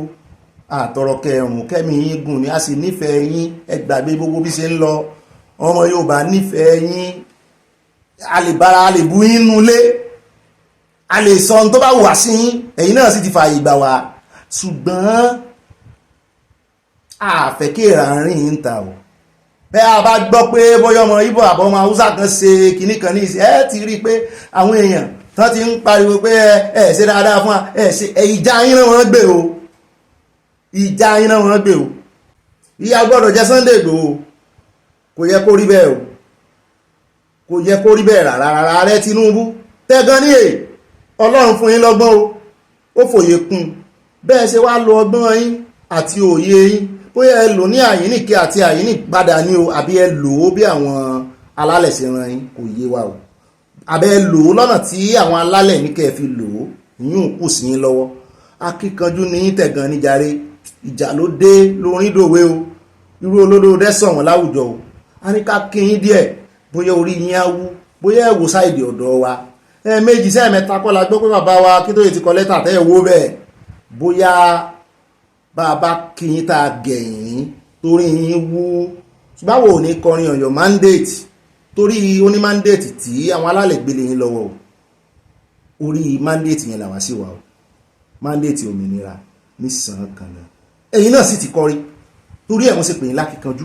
torí ẹ̀ ni mo ṣe ń kọrin kó lè wú yín lórí wípé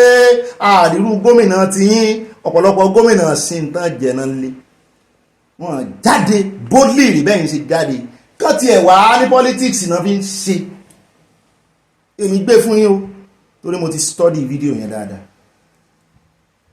ṣùgbọ́n mandate táwọn alálẹ̀ fún yín kọ́ ṣé ẹ ti gbàgbé ní abẹ́ ti gbé sápá kan àbí nítorí ẹ̀ làwọn alálẹ̀ ṣe yan ẹlòmíì ẹ má jẹ́ kọ́rọ̀ yín dàbí ohun èlò apá tìtì bí èlì sọ o ní pápá àpàkó tó dọ̀la bọ̀túmọ̀ ọ̀la lè pẹ̀jù náà máa sọ ọ̀la tẹ̀mí mí nínú èyí ní 14 ní tí mò ń sọ kì í sọ ọ̀la 15 ni mò ń sọ ọ̀la tí Yorùbá sọ wípé ó lè pẹ̀jù tó bá dọ̀la ọ̀la yẹn lèmi ń pàkíyèsí yín sí o ní pápá àpẹ̀tù òkun lọ́rùn Sunday Igboho àmọ́ pẹ́yìn kọ́ lẹ fokùn sí lọ́rùn a mọ̀ wípé Buhari ló fokùn sí lọ́rùn ẹ sì mọ̀ pé Buhari náà irú ń tẹ́ ẹ dojúkọ nínú ìjọba ológun tẹ́ ẹ fi sá ó náà ló gbé Sunday Igboho sábà yìí o mọ̀jàmọ̀sá la sì mọ akíkanjú lójú ogun akíkanjú tó wá mọ̀jà nìkan tí ò mọ̀ sá irú wọn mọ bógun lọ ní oní Sunday Igboho fi ṣe ẹ̀yin náà sì sá lọ́jọ́ sí fún ìjọba ológun náà ní Sunday Igboho sá fún o lóòótọ́ wọn fi agbádá ráàpù ẹ̀ ṣùgbọ́n gbogbo alamọ̀ wípé àti Buhari àti buranta rẹ̀ ológun nìyẹn ìwà ogun náà sì wù ẹ̀yin ní kẹ́ wá sí mẹ́dọ̀ ẹ̀yin ní kẹ́ jẹ́ kí àwọn Haúsá sì mọ̀ pé nífẹ̀ẹ́ ràn yín wọ́n fẹ́ sọ ẹ̀kan yìí wọ́n ní gbogbo àwọn tẹ́ ń fún lóyè wọ́n ní ràn yín ni wọ́n sì sọ wọ́n ní ìkànnù wọ́n ti ẹ̀ sọ lọ́jọ́ sí ó ní ẹ̀ believe nínú wọn Nàìjíríà ó ní sìn tẹ́ ti wá dà rẹ̀ ó lẹ́ẹ̀ padà wá sọ pé ti believe a sì mọ̀ ó yé mi yéké ń ò fẹ́ sọ pé ẹ̀ believe nínú wọn Nàìjíríà tó rẹ̀yìn láàrẹ wọn ṣùgbọ́n mo mọ̀ pé believe nínú òmìnira ràn yín torí ìran Yorùbá lẹ́nu yín ó yàtọ̀ sí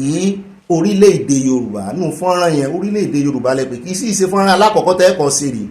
ẹlẹ́ẹ̀kejì rẹ̀ tẹ́ ṣe nígbà náà ẹbí ń kílẹ̀ ẹbí ń dẹ́rù bà Buhari ni tẹ́ fi sọ wípé kó má gbàgbé orílẹ̀-èdè Yorùbá nítorí ẹ̀yin lọ́lọ́run lò láti gbé dórí oyè ẹlẹ́ẹ̀mejì tẹ́mi ti gbọ́ lẹ́nu yín nù ṣùgbọ́n léyìí alákọ̀ọ́kọ́ ẹ̀ orin ilẹ̀ gan-an ó dún tó èmi wá ń pàkíyèsí yín sí àwọn alálẹ̀ ń wò yín ṣé ẹ fẹ́ fojú àwọn alálẹ̀ gbolẹ̀ ni ẹ kọ̀gọ́ sáwọn alálẹ̀ àbí ó ní ìmọ̀ tinú yín kan tá a mọ géèmù tẹ́ ń plé tẹ́ ẹ fẹ́ fa káàdì ẹ̀yọ́ létà torí mo mọ̀ pé tẹ́ bá ń wá ọlọ́gbọ́n àti olóye gbogbo ọ̀rọ̀ tẹ́ sọ ń jẹta ẹ̀ka script mo ń wò báyìí ni pé sọ́ọ̀tàn tẹlifíṣàn fún wọn ni ẹ̀ ń dárúkọ àwọn èèyàn bàbá ẹ sand ọpọlọ yín pé wọ́n fẹ̀sùn kàn yín gbòòrò ṣùgbọ́n ẹ ti sọ wípé àmọ́ ni kò sí lára ẹran ẹlẹ́rìn jẹ́ kọ́rọ̀ wá dùn ìmọ̀ ẹjọ́ ilé yìí àwọn alálẹ̀ ní pàkíyèsí yín sí o ẹ má fi ọ̀rọ̀ Yorùbá játàn ẹ má fi ọ̀rọ̀ Yorùbá ìran Yorùbá pàápàá jùlọ orílẹ̀-èdè Yorùbá ẹ má fi ṣeré o ẹni tí àwọn alálẹ̀ wá yàn ẹ má kọ̀yìn sí o àbọ̀rọ̀ là á sọ fọmọlúwàbí o kí wá sọmọlúàbí nìkan torí tí bàbá bá sọ̀rọ̀ tí ń bọ́ ọmọ sọ̀rọ̀ náà máa sọ pé ọmọlúàbí náà ń bá sọ̀rọ̀ yìí ṣùgbọ́n tí ọmọ náà wá fẹ́ bá ṣùgbọ́n lọ́jọ́ tí ọmọ bá wá bá bàbá rẹ̀ sọ̀rọ̀ ọmọlúàbí náà ń bá bàbá lúàbí sọ̀rọ̀ ni o bàbá lúàbí náà àbọ̀ ọ̀rọ̀ náà máa sọ fún o kì í sọmọlúàbí nìkan o bẹ́ẹ̀ náà ni mọ̀mọ̀lúàbí ìyáwá rẹ̀ mi àbọ̀ ọ̀rọ̀ náà ni o bó bá dénú rẹ̀ ni máa dodidi o èyàn ò lè gbé odidi ọ̀rọ̀ mi o torí ẹ̀ ló sì jáàbọ̀ o kò sí baba ńlá baba ẹni tó lè mi odidi ọ̀rọ̀ torí Ọlọ́run ní jẹ́ ọ̀rọ̀ díẹ̀ lábù ń bẹ̀ ta ni a sáàfù yín yìí o àti gáníìsì ẹ̀ apọ́n yín lé torí ẹni àpọ́nlé ni a sì ní gbà kéèyàn wọ yín lẹ̀ ọ̀pọ̀lọpọ̀ àwọn èèyàn kan ò bìlíìfù lóró dẹ́ńṣe tiẹ̀ ni wa náà arò bẹ́ẹ̀ ṣùgbọ́n èyí ni kẹ́ wá confuse wa káwọn bàbá confuse àmọ́ retí o a sì ní kẹ́ dáhùn sí lẹ́tà yìí ṣùgbọ́n action tó lóyìnbó sọ wípé speak louder than voice bẹ́ẹ̀ ṣe fáwọn ọmọ ilé ìgbìmọ̀ asòfin jẹta tán ní ẹ̀rọ fún àwọn onígbà kan fún Humphrey Nwosu ní national honour ṣùgbọ́n tẹ́ jáde tẹ́ fún bẹ́ẹ̀ ni kẹ́ ẹ ṣe o gbogbo ọ̀nà tẹ́ bá mọ̀ pátápátá porogodo ẹ rí pa fún yín wàhálà ìran Yorùbá bá wọn bá ní àwọn wo náà ń da Nàìjíríà rú ní ìsìn ẹ lè bọ́wọ́ Yorùbá ń bẹ bí ò ní dárúkọ ẹ̀yà míì tó wà ń bẹ o fẹ́ lè bọ́wọ́ Yorùbá ń bẹ nítorí èyí fẹ́ bá ń fi gbogbo ọ̀rọ̀ play politics ẹ mọ́ fi ọ̀rọ̀ àwọn alálẹ̀ tó yan Sunday Igboho ẹ mọ́ fi wọ́n play politics o torí ẹni tá a pè láyàn ẹni àyàn láṣẹ lógo Sunday Igboho pera rẹ o àìmọye àwọn tó fẹ́ fi sí bí Sunday Igboho àìmọye àwọn èèyàn tó ti jáde àwọn lágbára ju Sunday Igboho lọ a lọ ọ̀rọ̀ wọn lárí àràbọ̀ rẹ o ẹ bá wa tókùn lọ́rùn Sunday Igboho.